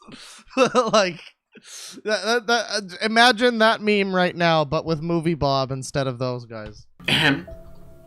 So anyway, people are mad online because Mortal Kombat 11 opted to revamp its character designs, and as part of that, they're taking a new approach when it comes to the body shape and costuming for their female fighters, with art director Steve Baran telling Polygon back in March, "We don't have bathing suit fighters, and I think that's fine. If people are disappointed, I don't regret making that change by any means." Good job. Fight the male oppressors or whatever. You can say that again. For some gamers, disappointed is evidently an understatement. When it comes to their reactions to the new looks afforded to longtime franchise faves like Sonya Blade, Kitana, Purple Kitana, Green Kitana, Also Kitana, Sexy Goro, and the rest, the angry young men of the web are feeling positively deflated. Here we go with the angry young men once again. Bob's just mad because he's an angry old man at this point. Oh god. You know, a lot of the time with stuff like this, it doesn't even have to do with like, oh, they made like whatever, they made Bunny Yasando's tits no longer visible. She now wears like fucking, you know, a shirt instead of a bathing suit. It's like, it's not even that they're mad that they can't see their polygonal titties. It's that they're mad that it's like, oh yeah, we need to cover up those tits because that's offensive now. Because it's just another it's another brick in the wall of stupid bullshit that we just have to put up with. And it's like, oh yeah, beloved character that we've enjoyed playing as for years. Yeah, she's offensive now, I guess. It's like, there's some... It's not because we can't jerk it to Bunny Yasando. That's what I'm saying. Like their cups are half full. Like there's not enough for them to grasp. Hey, I'll have you know that my cup of nut and seed is perfectly full, okay? Flattened. Like they came to breakfast and there was no melon. No snack trays at all, in fact. To them, it seems like MK11 offers no bounce, no hills to climb, so they rack their brains for the memories of the last one. Now, apparently the spot where... Wait, hang on. Someone in chat said that... hang on, I have to check something. Random thing. Because someone said that Ordinary Sausage made a reference to me again. Because I said that he should do a dirt sausage. And he was like no. It was pretty funny, but apparently he made a reference. Yes, the tacked on sounding loot system. Why does a fighting game need a loot system, by the way? That sounds dumb. Is all about costume decoration, so they need more fabric to hang it all on. What? Oh my god, what now? Are you kidding me? What now? Really, Susan? The stream resumed. What even was it this time, Susan? I think maybe my internet just dipped for a second. No, I have no dropped frames. What the fuck happened? Like, we're back now, apparently. We should be back now. Everything should be fine. And we're back. It's okay, it's back. Tell people to F5 or whatever. Yeah, it's great. Jeez. I really love how that happens. How I'm just, like, fucking talking about Ordinary Sausage and I get my stream taken down. I guess the dirt sausage video really never is happening. Whatever. It's a choice. It's their game. It can look like whatever the hell they want it to. Now to get the obvious and important stuff... Did Movie Bob claim me? What's going on here? ...out of the way. Holy shit. Being angry about... Maybe hang on. Maybe the Escapist got me. Like, because... That maybe? I don't think so. I don't think that was automated. That's weird. This is gross and dumb. Usually I feel like that's automated when it happens, but this time, I don't know about this time. I don't know about that one. Did I mention gross, even for an angry dude video game non-traversy? Like, I'm not gonna kink shame if you like CGI ninja girls and you wish they were more likeable. In this context, whatever, you do you. But getting as mad about it as some people get about, like, civil rights is kind of grotesque. Perspective, okay? Also, if that's an A... Yeah, let's talk about perspective, Bob. Hang on. So... You know what? Let's take a brief break from this video here while I show you guys some fun pictures. So while Bob says that we shouldn't worry about video game titties as much as like real civil rights issues, perspective, guys. Let's you know, look into some things here from Bob. Let me just get some music going here. You know, we get some, you know, this is, oh, well, this is not the song I was thinking of, but you know what? This one works. This song works. I was going to play the Mario 64 slider theme, but I mean, honestly,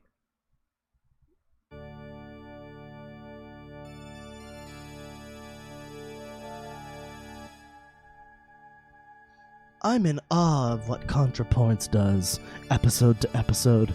Matching that level of open vulnerability and that level of pure talent is exceptionally rare, and no one should need me to tell them that the Lindsay Ellis is an inspirational figure. They are hope in the dark of the web. This is the world you get when a plurality of your population is not only ignorant and culturally unevolved, but proud to be so. There's an America that matters and produces science, art, culture, and progress. There's another that doesn't and produces Republicans. The dark irony being, the lower-than-filth ignorant troglodytes who vote for conservatives won't be saved by them either.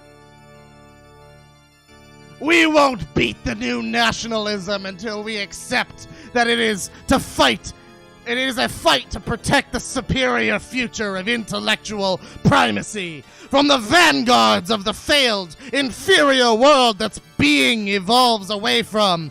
Mechanization, digitization, and globalism are erasing a world where mediocre brutes could prosper undeservedly. This should be celebrators. Thinked. Wait, the celebrated thinkers. Okay, hang on. Anyways, here is a picture. There you go. There you go.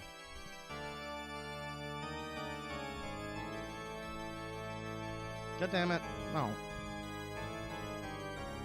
There you go. Alright. Alright, that's very cool. It's very cool there. Shout outs to Koji Kondo on the organ, guys. Big claps for Koji Kondo on the organ. He's my boy. Cup, where you're from.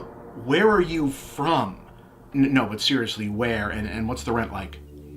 In any case, this is pretty cut and dry. Yeah, the guys who make Mortal Kombat can make the characters look however they want because they're the guys who make Mortal Kombat. Nobody's gonna make you buy the new game, and if you don't want to now because you'd prefer the women had bigger breasts and wore less clothes on them, that's okay, it's your money. But if you're being gross and sexist and shitty about it online, that's not okay, and you should probably chill the hell out and get help, okay? Okay. It's not about sexism, you fucking butterball, not a bully stream. It's about the fact that, again, once in a while, you know, you see that a new game in a series you like is coming out, and it turns out that they decided that fucking, like, Mario is showing too much stash, and they needed to trim the stash because it was just getting a little too erotic. You know what I mean? Like, it's dumb. It's just dumb. It has nothing to do with, oh, I can't jerk off to the titties anymore. It has everything to do with, god damn it, we don't need another fucking piece of media fucking, like, neutering itself so people on Kotaku don't write fucking think pieces. How is this the end? We're not even halfway through the video, Bob. Can I just Okay, we're not done, okay. ask one more thing, though? Well, I'm gonna do it anyway, it's my show. Okay, so like I said, people who are losing their shit about this, gross, sad, wrong, etc. Designers should do what they want. Apparently what they want is to take their design in a more mature direction. And okay, that's your heart being in the right place, but isn't a lot of Mortal Kombat literally and figuratively about hearts not being in the right place? Fatality. Now again, I'm on the developer's side here, and I'm willing to give them the benefit of the doubt that this is only a sincere attempt at an aesthetic change of pace and not driven in part by making a big deal out of having paid actual pseudo-celebrities a bunch of money to be in the game and looking more or less like their realistically proportioned selves, and thus maybe they had to dial everyone else back in order to make it look less ridiculous by comparison, since that might sound vaguely conspiratorial, and if there's one thing Mortal Kombat does not want, it's the much-ballyhooed stunt casting of Sonya Blade to be associated with conspiracy theories. God, it's fucking hard to listen to. It's hard to listen to Movie Bob. Wait, what? Huh. Ronda Rousey is a Sandy Hook person? Wow, who would have fucking thought? Okay. I mean, maybe that's why she's such a fucking loser in every fight. What I mean instead is, taking a second look at are we being unnecessarily sexist or unwelcoming is a good instinct for any creative professional to have when examining— Shut up! God damn, Bob! It's an 8-minute video. You can make the video longer. You'd probably get more ad revenue if you did. You don't need to shove this many fucking words into 8 minutes. You don't need to condense War and Peace onto the size of a fucking head of a pin. Jesus Christ, Bob. The continuation of a long-running, formerly niche audience property in an increasingly visible and diverse medium. Question assumptions, check your work, don't stand on meaningless tradition, etc. Revisit the male gaze, ask why things that seem obvious are obvious, why things that just are. Fine, but I do wonder if there's a point, earlier for some games than others, where there stops being a point. To put it bluntly, You mean like all of your videos? Mortal Kombat is sleazy trash. I love Mortal Kombat because Mortal Kombat is sleazy trash. Yeah, so why does it fucking matter if there's some titties hanging out? You know what? Titties hanging out makes sense in Mortal Kombat. It means easier access to rip your fucking heart and spleen out of your fucking body. Kombat looks and feels like a cross between 70s Shaw Brothers kung fu movies and knockoff high fantasy art you'd airbrush on a panel van in the 80s. Spills blood like the story of Ricky and runs on a hook and enter the memorized special attack button combo faster engine, and that's why it's awesome. It's a shallow, visceral, juvenile lizard brain experience. That's why— No, Bob, all I have to say in response to this video, really, the ultimate response that I can think of is, why bother wasting time use lot word when few word do trick? It rules. So whereas gaming overall moving into a zone where it's not an obvious go-to default for every woman character to look like the sexy Halloween costume version of whatever her job is, in Mortal Kombat's case, it's kind of, if not appropriate, at least on brand, isn't it? Like, obviously you need to look out for stuff that's outright misogyny, hateful, assaultive, and there's tons of widely available writing in academia about the feminist traditions of burlesque and sex-positive erotic art design for how to do hypersexual but not demeaningly objectified character presentation of that type, of which I'm not an expert on, but you know, it's out there, you can look it up. But when you tell me you're trying to get more mature and dignified in the aesthetics of Mortal freaking Kombat— Oh, this is a fine, elegant Harvey Volksbanker. I mean, okay, it's your game, you do you, but should I assume— Who are you trying to convince, Bob? We all know you voted for Hillary. What do you want, a fucking cookie? Do you want a fucking gold star on your fridge? Do you want us to put a gold star on your fridge every day? Is that what you want, Bob? What the fuck do you want, Bob? Shut up. I know, feminism good. You're a good person. Shut up. that also means that, like, the Tom and Jerry physics, the cross-cultural sensitivity, the Frank Langella in Masters of the Universe approach to subtlety in voice acting—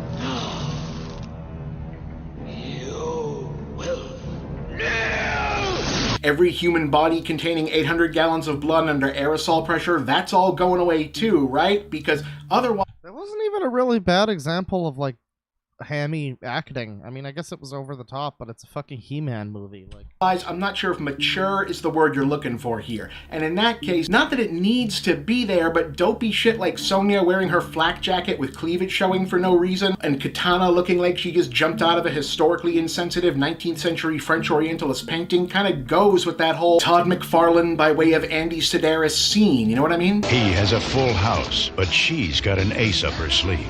The sextet of gorgeous gunslinging playmates. I mean, he's kind of right. Ultimately, he's basically saying, I mean, I guess he's got more time to ruin it in the video, but it sounds like he's basically saying, like, yeah, what's the point of doing this in Mortal Kombat? And I mean, I can agree with that. Eric. Even Bob's is like, you know, at a certain point, it's like maybe titties are fine for this game. Estrada, with a license to kill. And Donna Spear with a license. Hang on, I don't need to get copyright claimed for a fucking movie trailer from the fucking 80s. You know, some games just kind of are what they are. Remember when Doom 3 tried to be a serious survival horror thing and it sucked, and then they did Doom again and it was good because they— It didn't suck, you fucking pleb. Doom 3 was a very good video game. It just wasn't like Doom 1 and 2.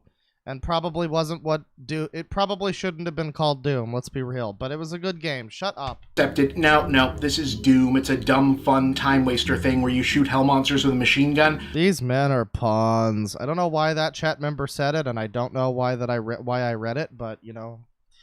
1, 2, 3, 4. 2, 2, 3, 4. Well, Mortal Kombat ain't mature. Mortal Kombat is juvenile. Mortal Kombat is awesome, wonderful, stupid, sleazy garbage. If Mortal Kombat doesn't make you feel a little bit embarrassed to still be enjoying it past the age of 16, it's not doing its job right. Oh, this is the cornerstone of Movie Bob Media, is this general sense of, this is really what it is with everybody like Bob and everybody like him, where it's like they can't fucking stop feeling like they're in some way like embarrassed for themselves because of the things that they like, and they need to fucking, they grasp so so incredibly like blindly into the fucking abyss for anything that they can to legitimize the thing that they apparently have like some kind of deep embarrassment for. I can't just be a fucking 40-year-old man who cosplays as Mario. I can't just be a 40-year-old man who makes videos about video games, because that's pathetic, I guess. So he needs to, like, inject these stupid, ridiculous fucking politics into every goddamn video. And that's why Movie Bob is the way that he is now. It's a little bit of, like, a Freudian slip kind of thing. Where he's wonderful, like, stupid, sleazy garbage. If Mortal Kombat doesn't make you feel a little bit embarrassed to still be enjoying it past the age of 16, it's not doing its job right. why should a video game make you embarrassed to be playing it if it's a good fucking game and you enjoy it? What the fuck, Bob? Are you literally still, like, are you still self-conscious about, like, people making fun of you for playing your Mayros? It's 2020, Bob. Everybody's playing video games. Like, I don't know. It's really not... It's not that embarrassing to like Mortal Kombat. It's not... You don't need to turn it into a fucking political thesis. You know, like, you can just enjoy something. You don't need to be such a little fucking bitch about it. My God. So, yeah, internet dudes crying about cup sizes, gross and terrible. Mortal Kombat guys looking to not be catering exclusively to that scene, understandable, very good instinct. But I just hope it doesn't mean that they overcorrect and forget that even... Someone in chat asks a very valid question. They say, Mortal Kombat is just a fun, wacky game with martial arts guys murdering each other. How is it embarrassing?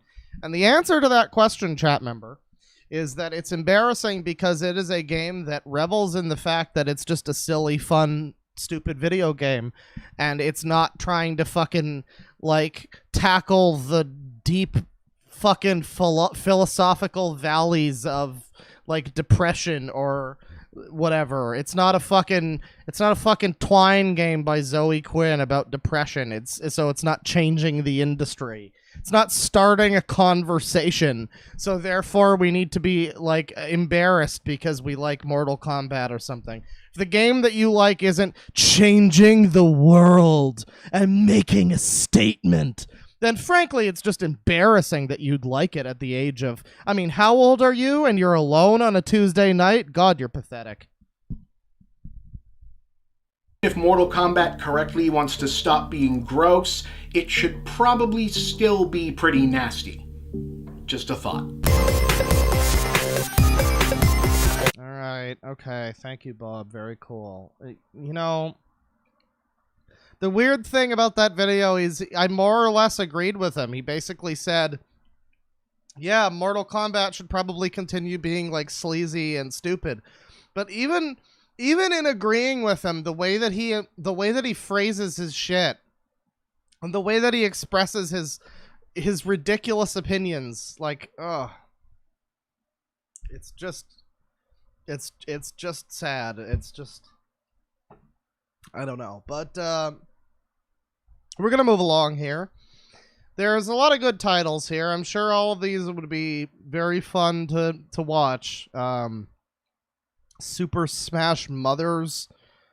Oh god, is this going to be another fucking essay about feminism and how there's not enough women in Smash or something? Should we watch Super Smash Mothers? I've got another video. I have like a longer video that I feel is like a good way to end the Movie Bob segment. But should we do Smash Mothers? I mean, I like to Smash Mothers, but that's unrelated. Claw abhors dark mode. That's not true. That is not true. My main account, my signed in account, is in dark mode. No, please. That title sounds very incest-wincest. I mean, yeah. Speaking of incest-wincest, caught up on Castlevania, the show, the Netflix show. And there's, like, lesbian vampire sisters. I'm not really complaining, but it's I guess that's in Castlevania now. We also see Alucard getting fucked in the ass, so, I mean... Yeah, there you go. So people in chat, a lot of them actually don't want to see Super Smash Mothers. So we're gonna move along from that, and we're gonna actually take it to the final destination, if you will. This is the final episode of Game Over Thinker, everybody. Except that it's totally not, because the one that we just watched was released like a year ago, and this one was from 2015, so this is literally a lie. But that's okay. This is a half-hour episode of Movie Bob goodness. And I'm sure that there's like some fucking overarching story here. The Game Over Thinker is dead. The Oolong Tea Party... Retro Thinker, Anti-Thinker, and Ivan, using Robo Thinker's body, have set out for downtown Boston for the ultimate confrontation. Okay, so we've got all of the fucking, like, we've got all of the, like, nostalgia critic characters here. All of the bum and all of them are here. Remember, I said it before and I meant it. Movie Bob was essentially like a failed Channel Awesome person. He never managed to even make it to Channel Awesome. They brought him on board fucking The Escapist. And then they kept firing him because he kept making everything political. But they keep bringing him back for some reason. I don't really know why. But, yeah, so this is the...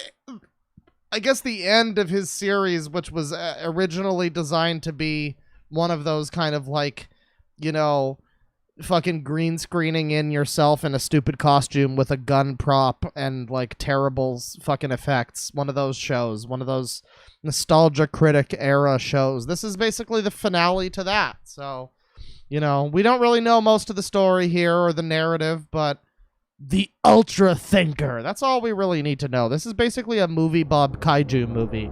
And it makes sense because they're all fat. Not a bully string.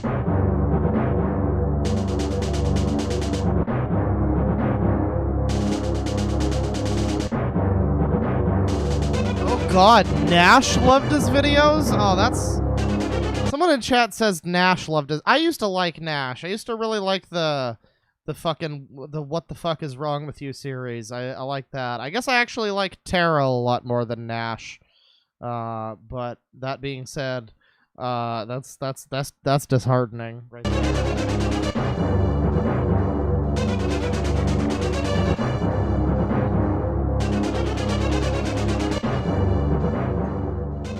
So, another thing that's worth mentioning here as we ominously loom into the content, this video was made in March 19th, 2015. This is the fucking hot zone of Gamergate. This is the Gamergate era. This is basically like, I want to say the tail end, but really it kind of kept going, at least in like spirit, for a little while after this. I would say 2015 mostly it also happened, but really it was like the majority of it was like September 2015, well actually late August 2014 on through like early 2015. So this is at the end of Gamergate, so expect this video to be fucking filled with relevant commentary to today's day and age. Oh, it's part 3. See, Avengers, they just ripped off Movie Bob, honestly. Top of the crew, motherfuckers! You know, it's weird. You live in Boston, but you never go to these places unless a tourist shows up. Well, that's one big-ass tourist. Hey. Wow, this really is about to be a kaiju movie. You guys know what this reminds me of? As a matter of fact, I do. Ivan!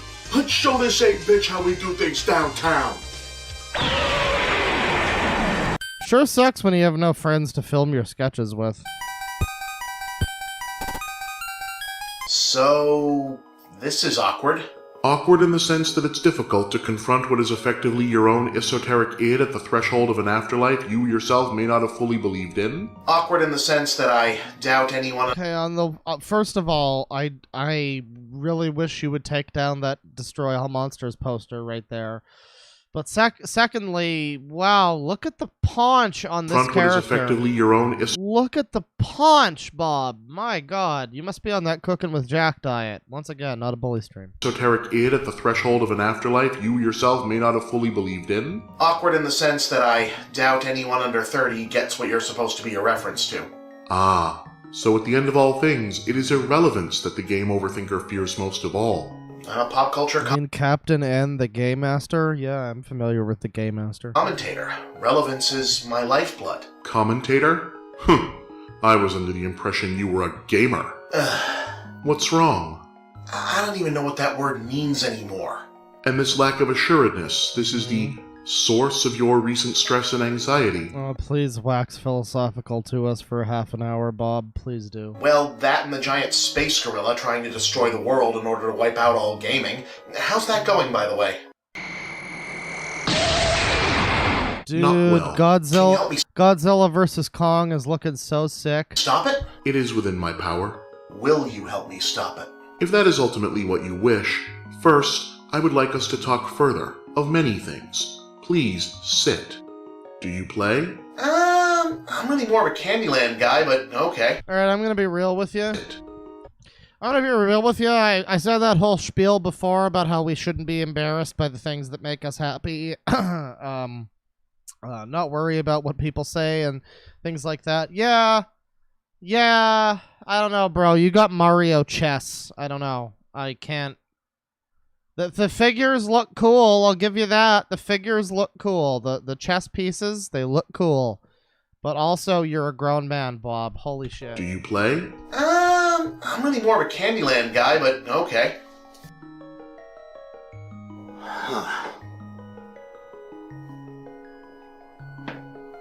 So what is it that makes you question your... Wait. What the fuck was that? I don't think he can move Luigi like that. Am I wrong? I'm not that... I'm pretty new to chess. I've only recently been learning, but, like, I'm pretty sure you can't move... Maybe you can. Maybe I'm stupid. I don't know. So what is it that makes you question your gamer identity? I don't know, I guess when it stopped being No, you can't. You absolutely can't. Yeah, you can't. You're supposed to move the fucking pawns first, genius. about the games, or at least it feels like it. How do you mean? Why would you have a chess scene if you don't know how to play chess, Bob? No, Come it on. just feels like things were simpler in your day, Captain. My day. I mean, if you played video games, you were a gamer. And it didn't matter what you played them on, whether it was the arcade, home consoles, computers. What about those little Tiger Electronics thingies? Remember those? Oh man, I miss those. Those were so cool. Right. They should bring those back. You know what they could do? Okay, so knights can move first. Is Luigi a knight? I don't know if Luigi... Wait, isn't Luigi queen? Isn't Mario king and Luigi queen? That's interesting. What's that? They could bring those back as, like, locked off, no transactions, no connection necessary version of mobile stuff like Angry Birds or whatever. You know, for kids, so they can play without having to worry about phone stuff or microtransactions. Are we really fucking talking about bringing back Tiger Electronic games, Bob? You absolute mad unit. Holy shit. I like the sound of that. Ooh, and you know what would be printing money in an archivist nostalgia kind of way? Re-releasing my show for Blu-ray? Okay, that too. But what I was thinking was if they did, like, retro-look Game Boys, but instead of a cartridge slot... Bro, you're gonna go make me grab my Game Boy. Am I about to fire up some Conker's Pocket Tales right here in the middle of the stream, dude? Don't make Making me. preloaded with a Don't tempt shitload me. of games on a single theme. So, like, the Mega Man collection. What the fuck is he even talking about? What does this have to do with anything? This is like this whole overarching narrative about the fucking space gorilla coming to destroy gaming, and he's playing chess with the fucking Captain N Game Master, and now he's talking about, by the way, chroma key chess. That's a lot of blue shells there on the chessboard. And now he's talking about, like, Game Boy Classic consoles. Is Movie Bob predicting classic consoles? Oh, God. Or every Street Fighter iteration, or classic Disney games, or the original First Wave NES Black Box set. Oh, hell yeah. At the right price point, that'd be some tubular bodaciosity, dude. Excuse me? I'm from 1989, okay? Sorry. You'd think that after living with Retro Thinker, you'd be used to this sort of thing. I said I was sorry. Are these jokes funny? Maybe I'm blinded by how much I genuinely, like, disagree with and, don't particularly care for Bob. But, like, yeah, I don't know, like, are they funny? Are the jokes funny? They're not funny. They're just not that funny to me, at least. I don't know. Like, tubular bodaciosity. I could see somebody saying that and making it funny, but somehow Bob says it and it just, like, it's just fucking, it's dead on arrival. It's incredible. No worries, and those were good ideas. Feels like I used to have more of those. Oh? Yeah. I'd like to hear more about that. It just feels like when I was starting out, I had all these thoughts and feelings and opinions on games, and they were all filled up inside of me over a lifetime of gaming, and I just couldn't wait to get them out, and that was enough. And then, over time, I started accumulating all this other stuff. What the hell was that? Just the meta alarm. It monitors for excessive levels of It's amazing how much, like... What the hell was that? It's amazing how much, like, certain frames, when you look at Bob, it's like... Again, I'm not trying to be rude, but... My god. That's quite an iconic look right there, dude. Just the meta alarm. It monitors for excessive levels of meta. Are we already at full meta? My friend, the only way this could be more meta is if we both woke up in the Nostalgia Critic's living room. Oh, I just want to fucking kill myself. Who's that? Who do you think? Commissioner Bunnyface! It's Buonafaccio.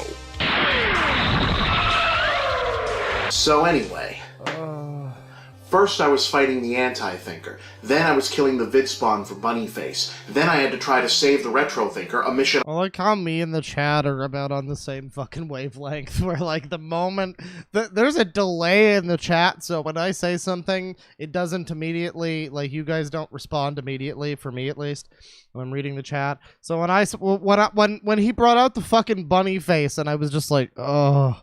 I look in the chat, and the very next message is Rasputin. It's like, yeah. But fuck you, chat. We got like another fucking half an hour of this shit. I almost failed at completely. Now wait. Retro Thinker made his own decisions. His transformation into the Necro Thinker isn't on your head. I guess. Oh, and I almost... The Necro Thinker? We can't just move past that without the Necro Thinker. Almost forgot about fighting Cryo Thinker and Pyro Thinker. Oh yeah, hey. Cryo Thinker? Oh, shut up, you fuck. Fuck those guys. You weren't the only one who mourned the Sharkade, my friend. Well, I'll tell you, having what I now realize was your Zapper with me certainly came in handy for all... What the fuck? Are these all just, like, stupid references to his fucking show? Like, okay, great, I guess it's the fucking finale of your show or whatever, but Jesus Christ, this is unwatchable. I feel like something happened at some point. Like, things changed. I changed, and not for the better. I mean... Yeah, I could agree with that there, Bob. Happened at some... You don't agree. Let's just hear that one again, in full glory. I feel like something happened at some point. Like, things changed. I changed, and not for the better. Yeah. You used to just be a guy who talked about movies and comic books and games and stuff, and then slowly you became embittered by the angry young men of the internet, or maybe it was the femoids of the internet rejecting your advances. For whatever reason, you became embittered, and it became this fucking quest to, like, make everybody agree with you in your fucking like right-think crusade. I mean, I was still doing all that crazy, wacky, zany, video gamey stuff. Hey, do not dismiss crazy, wacky, zany, video gamey stuff. Crazy, wacky, zany video gaming stuff built the world of games, and it may be the one thing that can save it. But more and more, it felt like the only things to talk about in gaming were so ugly and dark and evil. Accused war criminals shilling neocon war propaganda dressed up as games. Corporate AAA ball washing being elevated above real games journalism. Review scores and Metacritic and cretins shrieking at half-assed. Wait. Real games journalism?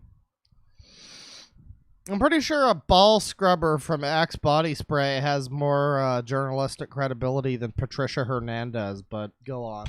Horror games being elevated above actual games criticism, and then the harassment, stagnation, bullying, sexism, racism, bigotry, has-been TV actor, fascist political propagandists, stalking and doxing and threats and cops and swatting. It's worth noting that at least all of the things that he said recently in the last minute were not actual things that happened. Just worth noting that the vast majority of the things that he just said actually didn't happen to anybody and are a misrepresentation. Just thought I'd throw that out there. And then Gamergate. Oh, and then Gamer. Oh, now we're getting into the real chufty meat of this fucking. Now we're getting into the real good stuff. No. No what? I don't want to talk about it. I don't want to talk about Gamergate. You could have fooled me. No. Are you sure, Bob? Are you sure you don't really, really want to talk about Gamergate? Are you sure you don't still want to talk about Gamergate, Bob? For real, I'm done. No more. I'm afraid that's not possible. I'm through with it. No, you are not. What else is there to be said? Oh, so you think the whole matter is settled? All but the shouting. You understand everything that happened? Well, it wasn't like it was complicated, Captain. Some asshole tells the internet his girlfriend cheated on him and she's an indie game designer, so a bunch of dweebs who already hated her games for not being hardcore enough used it as an excuse to supercharge the anti-woman, anti-progress, anti-change, anti-outsider lynch mob behavior they'd already been pulling since Feminist Frequency started doing its thing years ago.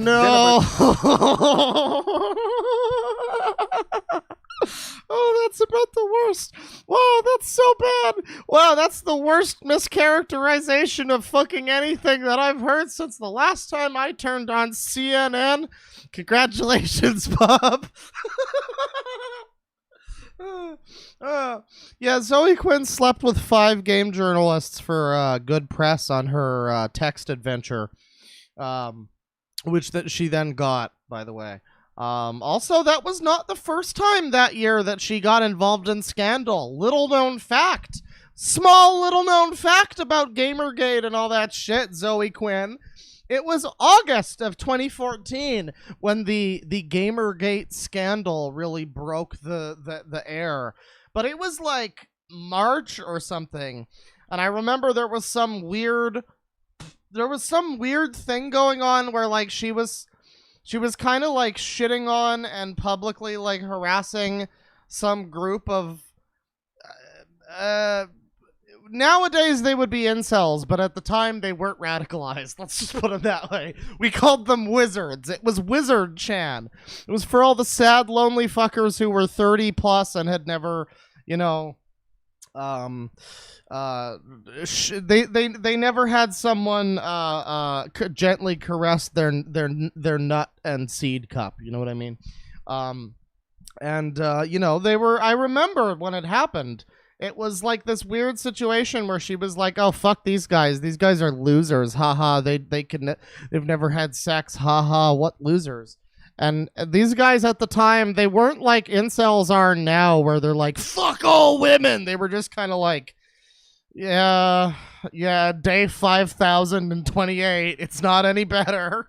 It was a pathetic thing. It was a sad place, and it wasn't like they weren't like giant assholes, and she just kind of shit on all of them. Anyways, that's just a fun little bit of side trivia. That's an incredible mischaracterization of what Gamergate was about, dude. Wow. I would expect no less from you, but do go on. bunch of gaming sites saw the media focus on this shit show as good a time as any to start openly talking about distancing themselves and the broader game culture from having to pander to these exact kind of assholes. No. Once again, Bob. Once again, no. That's a complete misrepresentation. Because once again, the whole Gamergate thing didn't just happen because some chick boinked 5 people for good fucking review scores and then went in front of the UN and talked about how she got bullied on the internet. That wasn't why it happened. It happened because this was following like fucking 4 years of just new game gets released, fucking 5 articles from Kotaku and Polygon and all the fucking rest of the bullshit media being like, oh, well, her tits are just a little too big. I don't know, guys. This might be furthering sexism. There's one article I remember, a classic one, about like, oh yeah, someone called me a word that's bad in Battlefield 3. Therefore, Battlefield 3 is an offensive, bad video game because someone on online voice chat called me a name. So that's the kind of video game journalism that we were dealing with for like 4 years leading up to the fucking straw that broke the camel's back, let's say. It's not like video game journalism was just this great bastion of fucking, wonderful ethics and great people. No, the moment that this shit happened, there was like fucking 20 articles that came out across a bunch of different websites that were supposed to be competing with each other, that were all just somehow in on the same story with the same talking points. And then, oh yeah, it turned out they were all collaborating with each other. There's a lot more to this story, basically, is what I'm saying, than anything Movie Bob would let you know. Which is not hard to believe because it's Movie Bob. But it really just goes to show you, or at least it goes to show me, that anytime he says anything, it's probably a gigantic fucking misrepresentation because he either willfully ignores the facts or, does so out of ignorance. I'm going to say he willingly does it because he wants those Sarkeesian milkies, but, all I'm saying is take anything Bob ever says with a fucking grain of salt because holy shit, was that ever the worst fucking... Wow, that was which got manipulated into this bullshit gamers are dead conspiracy theory by right-wing political hacks who'd been angling to gain a foothold in video games ever since they noticed that gaming was embarrassingly damn near the only entertainment medium that hadn't overwhelmingly evolved past taking their warmongering bullshit seriously, incidentally. Oh god, here we go. Let's be fair. A lot of weirdo right-wing hacks were getting in on the bandwagon at this time. But that doesn't really change the fact. The articles that came out, like the fucking 20-something articles that dropped in unison one night about the story, they were all using similar terminology about like we can't use the word gamers anymore because it refers to toxic people and all this fucking shit. And it's like, yeah, they were basically saying that kind of gamers are dead thing. That wasn't really a conspiracy theory. They said that. Some of them said it literally. But, yeah, to be fair, a lot of conservative hacks use that whole situation for their own advancement. But, also, go fuck yourself. You are soapboxing. No, I'm overthinking. In an utterly transparent attempt to refresh their dwindling ideological ranks with a fresh crop of angry, entitled young bros with an appeal to the diseased final remnants of tech bubble libertarianism and a knee-jerk anti-feminism... Wait, hang on. Why are we throwing like Luke Wilson? Is that Owen Wilson? Why are we throwing Owen Wilson and Vince Vaughn under the bus? They didn't do anything to deserve this. And a knee-jerk anti-feminism, which of course I'm sure has nothing at all to do with existential panic at the likely impending candidacy of the first serious female candidate for president. That was... What a serious candidate she was. She managed to lose to a literal cartoon supervillain. Yeah, what a serious candidate. Soapboxing. Well, that's certainly a lot of blame to go around. You feel differently? Oh no, I've been watching this nonsense with complete dismay. We all have. Again with the we. But in all that untangling, I notice there's one person you forgot to blame, Game Overthinker. Who? Yourself. No! I'm sorry, boys. I'll try to scramble some backup once I land. How is it possible that these fucking skits are more unbearable than his goddamn political opinions? So now what? I have absolutely no idea. What do you mean, myself? You really haven't Did he really have no friends that he could ask to be in this video? Like, not even a single other person? My God, Bob. considered this, have you? Consider what? I didn't start Gamergate or any of the other stupid outbursts that came before it. All I've ever tried to do is fight that mindset. No, you didn't create. What mindset? You mean the mindset of people from fucking Kotaku writing about Dragon's Crown when it got announced, about how big the tits were and nothing else? You mean the fucking mindset that brought us classic articles like I got laid in my Sonic the Hedgehog bed? It. You only trained it and armed it. What are you talking about? Don't get snippy on me now, Overthinker. You're here to learn something, and this is it. I'm listening. Your whole generation went to all-out war to stop game censorship in the 90s. Do you dispute this? Of course not. I'm proud of it. Why? Because it was necessary aggression in the face of a real threat. That's why. A real threat, yes. My generation of gamers were the What was that you said earlier, Bob, about, like, not taking this whole thing too seriously and realizing that you're talking about video games? first to adopt video games as a hobby and a passion on the same level as music or movies or literature. And that newness left us at a total disadvantage when the question of censorship and regulations came up. I mean, yeah, assholes went after heavy metal in the 80s and hip-hop in the 90s, but there you could at least talk to the older generation and point out that they too had loved music that frightened their parents in their youth. But video games were this whole new, largely foreign thing with its own language and culture that made it look much more scary and alien from the outside. I mean, some sniveling baby boomer congressman could very plausibly look at Mortal Kombat or Night Trap or whatever and go, "That's horrifying and it must be banned," and then go home and throw on some vintage Black Sabbath and not even suffer the slightest pangs of irony. So what's your fucking point? Some fucking down with capitalism sent from my iPhone, person from, like, San Francisco, some blogger is gonna go and write about how the new game is offensive to them and how it needs to be, like, censored or changed or whatever to be less problematic.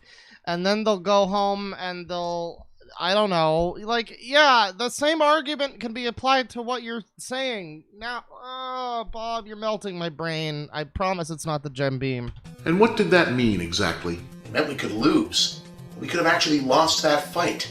Gaming could have been set back decades. And so you and yours had to fight as hard as possible, go guns a-blazing, both barrels the whole way. Yes! There was no room for nuance. Guys, the gamer war already happened, okay? The gamer wars of 2000 of the 90s and the early 2000s. What did Movie Bob do? What do you think Movie Bob did? He's talking about this like he did fucking anything. Like, what did he do? What did he post on fucking Game Facts in 2001 about, oh yeah, that Jack Thompson guy's being pretty unreasonable? What the fuck did you do, Bob, to make any kind of change or do anything? Say whatever the fuck you will about Gamergate, but at least those people tried to fucking do something. They might have been hilariously out of touch, and I might have to include myself in that as well. But it might have been a hilarious misfire. And now I'm dying. But at least it made more goddamn sense than whatever the fuck you're talking about. Oh, I was on the front lines of the fight for gaming in the 90s. What the fuck does that mean, Bob? What does that even mean? Does that mean you were busy playing Mario Brothers 3 while your Nana died? And you didn't go to her fucking funeral because you were busy playing Mario Brothers 3? Is that what you're talking about? Is that fighting the man? No room for gray, no room for anything other than absolutes, even though you're more than intelligent enough to know that absolutes are effectively non-existent. Yes, that's right. And what did that mean in That's not true. Let's be real here. Bob is 100% an absolute unit. practical terms? It meant like we had to act like things were much more black and white than they actually were. How? Look, it was like this. The assholes trying for full-on government censorship, the only kind of censorship with any kind of meaning or teeth, were doing so with hyperbolic claims that violent games were Yeah, that's not true, Bob. The full-on government censorship is the only kind of censorship with meaning. That's not true. The government doesn't need to ban something for it to be not acceptable by people. Case in point, the current American government is helmed by Donald Trump, and I'm pretty sure if he deemed that a game that you don't like personally was acceptable for everybody, you would probably disagree with that. The government doesn't decide things, the fucking court of public opinion does, and if all media outlets are literally conspiring with one another to fucking push a narrative and an agenda, then yeah, you can be goddamn sure that that's going to, like, change some people's opinions and shit. directly causing kids who played them to commit violence, or that highly sexual games would make a player hypersexual themselves. Now, any reasonable person knows that's bullshit, and there's no reliable study or evidence to back it up. And if it was so unreasonable, what was the danger? You're gonna make me say it, aren't you? Fine. Say it, Bob. Tell us how the danger of misogyny in video games is so much more real than the danger of fucking, like, killing people because of video games. Please, Bob, let us know. Because there were other studies, other stuff to consider. People like Jack Thompson didn't have anything to support their insane theories about games having some mystical ability to beam murder instructions directly into the brains of any kid who happened to scoop up a controller. But like every scheming political hack before them, what they did have was a craven willingness to take other tangential information and present it in a way that sounded like it supported their side, usually by cherry-picking statistics or making wild extrapolations. Oh, you mean like every video you've literally ever made? Example? No. Cherry pick a bunch of shit to make it sound like it fucking fits your side, and then speed talk your way through every fucking video so that you can, like, confuse and disorient the viewer. No one ever has or ever will be able to prove the asinine notion that games make you do things in real life. But there's a key distinction between thought process or viewpoints and actions. And while no piece of art has ever been shown to have a quantifiable, repeatable influence over action, all art affects thought processes and viewpoints. That's what it's supposed to do. There are numerous studies and well-documented theories that while spending a protracted amount of time playing video games or watching movies or whatever else, for example, where violence is proper solution to any problem isn't going to make you imitate it, it does quite often seem to affect the viewer or player or user's viewpoint on the matter. See, no, I disagree with that pretty strongly. Now, it's almost sounded like he was making a legit point where it was like, there's a difference between, watching something and, like, your takeaway from it or your viewpoint on it and your actual, like, actions.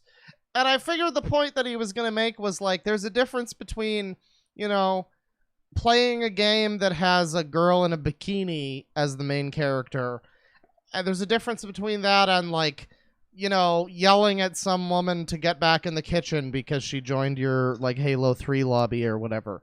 And I guess there's some level of, like, yeah, you can make that claim. It's like, but that's not really a gaming thing as much as it's just like a internet anonymity thing.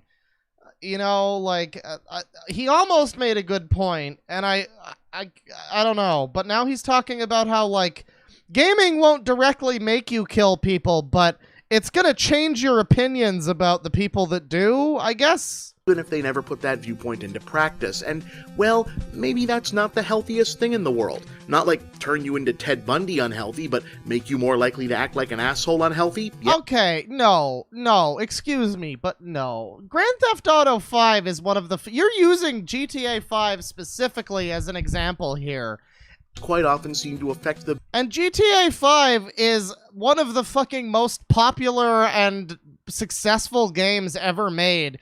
Not only that, it's one of the most successful pieces of fucking media ever made.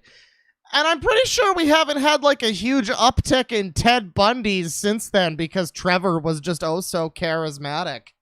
Like, you're proving yourself wrong with your own fucking points that you're making. Into Ted Bundy unhealthy, but make you more likely to act like an asshole unhealthy? Yeah, maybe. Sounds reasonable to me. It is. But the problem is the pro-censorship crowd would take those reasonable studies and put it right next to their bullshit as though one supported the other. And if you were too lazy or short-sighted or stupid to think critically about these issues and take a good hard look... So, a congressman. Yeah, and that's how they got so fucking close to winning. And us on the other... They almost won the video game war. And yeah, I mean, to be fair, they almost did, like, restrict and, you know, censor games to an extent, but it's also like, I mean... No,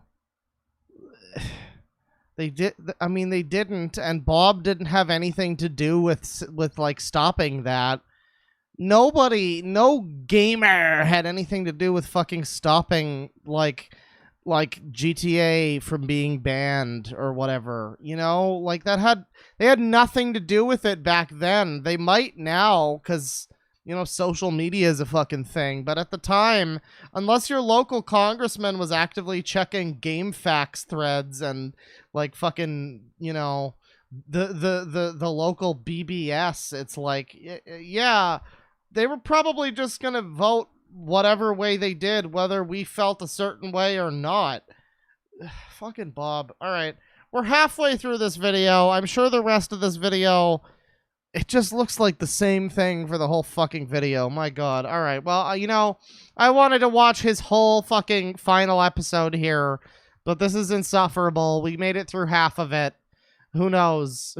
You know, maybe in 10 years I'll do the fucking second half. Who knows? But we're gonna move along. We're gonna move along from Movie Bob. Thank you for stopping by the Movie Bob train, and we're going to be taking a look here at Channeling Eric once again. Now, we're going to be probably looking at their YouTube channel. But before we do that, it's important to look at a couple of things here on the here on their actual page. Now, what was the one that I saw earlier? I think it might have been There's one that I clicked on earlier, and it was... Oh shit. Oh, there you go.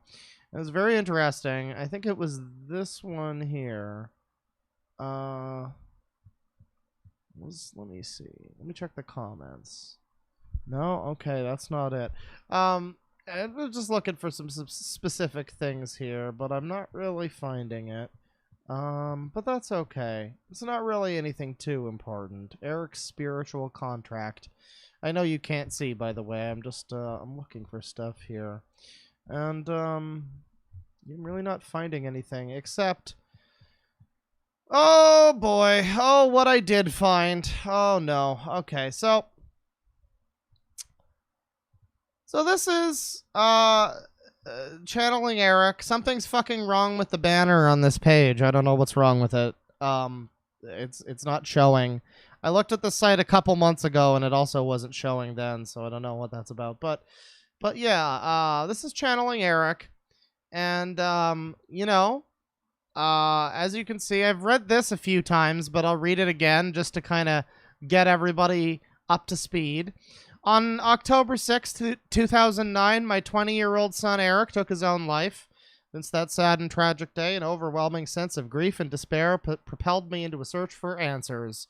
And she wound up hearing Eric's voice or something. I don't know. She channels him, supposedly. And, you know, I feel like there's something to this where it's like, at the beginning, maybe this was all fine and she could have gone on Oprah and whatnot. By the way, she was apparently really, really crazy about going on Oprah and Dr. Phil and shit. But, yeah, maybe at the beginning it was fine when it was just like, oh, I talked to my son in the afterlife. And it's like, oh, you know, maybe that's true. But over the course of time, where now we're interviewing Nikola Tesla and The Secrets of Stonehenge, and a fucking afterlife interview with George Floyd. I didn't even know that this fucking happened, man. But we're going to have to watch this one. We're going to have to watch a bunch of white people try to get through what happened here. That's going to be exciting. Yeah, reptiles and amphibians, and they've got... If you're not familiar with Channeling Eric, if this is your entire first time with them, I implore you, please do go look up the video that I made many months ago. I think it was called "This Lady is Channeling Her Son" or something like that. And yeah, it basically goes through all of the things that you need to know about Elisa Medhus and the scheme that she's got running here. But you know, not making any accusations here, but you know, there was one that I saw a little while ago. I was looking at this earlier this morning, and there was one that I clicked on that was of particular interest because it had some kind of dowsing rods karma. Oh god, it had some interesting comments in the comments section, but I can't find which video that might have been or which post. But you know, that's beside the point. So you now know about Channeling Eric, and I guess actually before we move along here to the videos, we should check out the oh yes, let's read this page. So let's see what we have to say here. Mr. Floyd has so much wisdom to share from the other side, and medium Denise Ramon did a beautiful job giving him and Eric a voice. Hang on, let me zoom this in a little bit. Check her out at deniseramon.com. Also, please like, subscribe, and hit the notification bell. Tomorrow, Eric will discuss the current focus on police brutality and the collective's reaction to the deaths of George Floyd. So, yeah, basically this is what this lady does, you know? If you're just joining us and you have no idea who Channeling Eric is, essentially this kid killed himself over 10 years ago, and she's still using his name and his ghost, quote unquote, to apparently talk to these dead people and channel them and interview them. And it's like, I don't know, does that sound incredibly disrespectful to you? Because it sure sounds incredibly disrespectful to me. But that's just my opinion, you know. Can't speak for everyone. Let's watch this video though. Let's watch her channel George Floyd. Surely nothing can go wrong.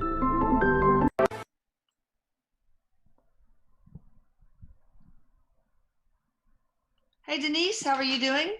Doing well, thank you. Doing good. Oh boy, she's even whiter than the usual channeler lady that they usually have on here. Okay, so this is gonna be a real special fucking video, everybody. By the way, channeling Kobe Bryant and his dead daughter. Just thought I'd point out this video here, this good thumbnail where she channels the spirit of Kobe Bryant and his deceased daughter. Just thought I'd mention that one. Let's continue though. Hello, my boy Eric. I love you as always. He says hello, Mama. He says he's saying I love you, but he's wanting me to tell you he's in a white t-shirt. He really wants me to let you know that. So I'm assuming. Wow, I am also in a white t-shirt right now. Fucking I am Eric confirmed. Holy shit. Assuming that is like a favorite shirt of his. Oh, he used to love those. Okay, because he really is. Have little short sleeves or just no sleeves? His is short sleeves. Okay. But it's really white. Dude, same. Dude, I'm totally Eric right now. Hang on, I'm gonna go channel magnets. So that tells me he really likes that shirt. Oh yeah, he wore that or he just really likes the whites, either or. All the time. Yeah. We're never that white though. I guess I should say now, I always have to say this whenever I talk about channeling Eric. It is easy if at the first glance to feel like I'm disrespecting the sun here, and I'm sorry if you feel that way. I will be making a few jokes. Some of them might be at Eric's expense. most of them will not. Eric sadly killed himself, and frankly, he probably should have just died in peace and been mourned in peace. But instead, he's being propped up like some kind of fucking Weekend at Bernie's for the internet age. And yeah, I don't know. I as I always say, I believe that I have a greater deal of respect for the son here than anybody else involved in the production of these videos. But you know, that's just a theory, a game theory. Definitely not insinuating anything here. Well, no, I'm not actually. Anyway, could you go get Mr. George Floyd in here for us so we can ask him some questions and shed Yeah, some light on what's going on? Eric says yes, and Okay, white people, bring George Floyd in so that the lady can question him. he's coming in, and Eric he's coming in, and he's sitting down. He's a real kind gentleman. Sorry, I missed that. Could you sit? Sorry. God damn it, Alexa, we're channeling a ghost, not you. That's sorry. He's very gentle. The way he comes in, his energy is real soft and real, just gentle. And Very he's gentle. Here and, What's he wearing? he's wearing some dark colored pants. It's almost like, I want to say like a navy blue type, almost like a uniform type navy blue pants. Okay. And So the white guy's wearing the white shirt and the other guy's wearing the dark pants. Okay, go on. I don't really care about the fucking fashion choices. wearing a black t-shirt.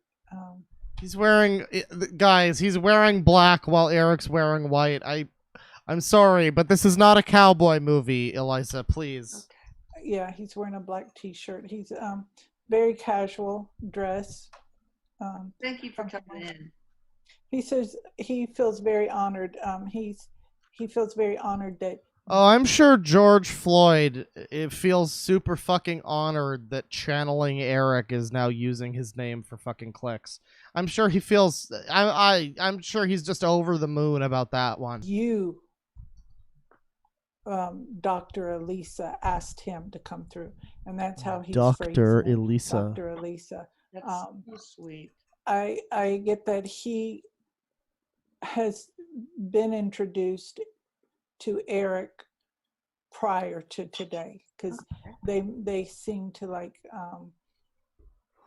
know each other, and they're not like best of friends like forever and ever, but they know each other very well, and it's like That's right, guys. George Floyd's already pals with Eric. They're not like the boyest of boys. They don't scoot down the road on their bird scooters with the wind in their hair, a boy on one side of them, a boy on the other side. They don't do that, but they've met each other at parties. George Floyd and Eric Medhus have a passing acquaintance with one another. That's very fascinating. Please do go on. they're getting they've been having a lot of as Eric says, coffee chats. Oh, that's good.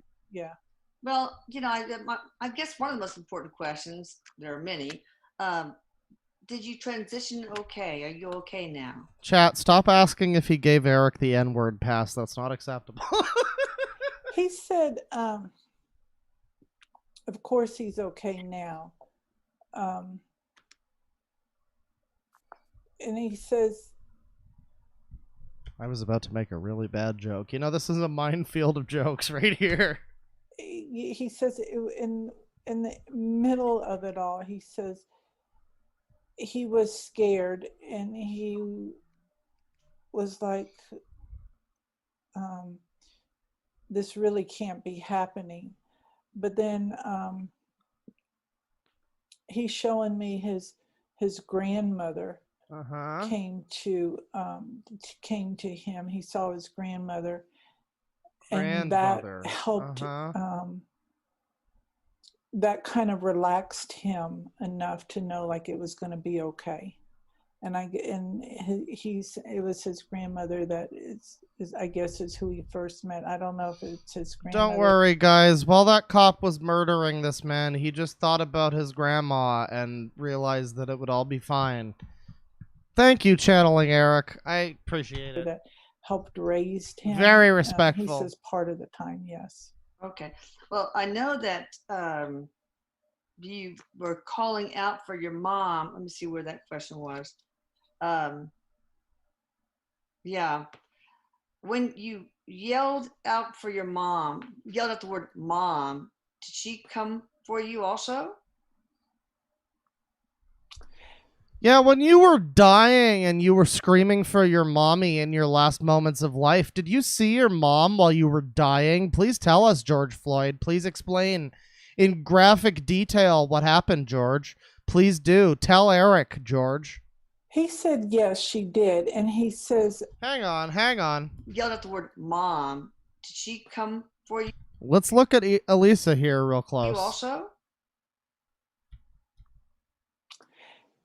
He said yes. She's got like this little smile as she's reading this. He said yes, she did, and he says,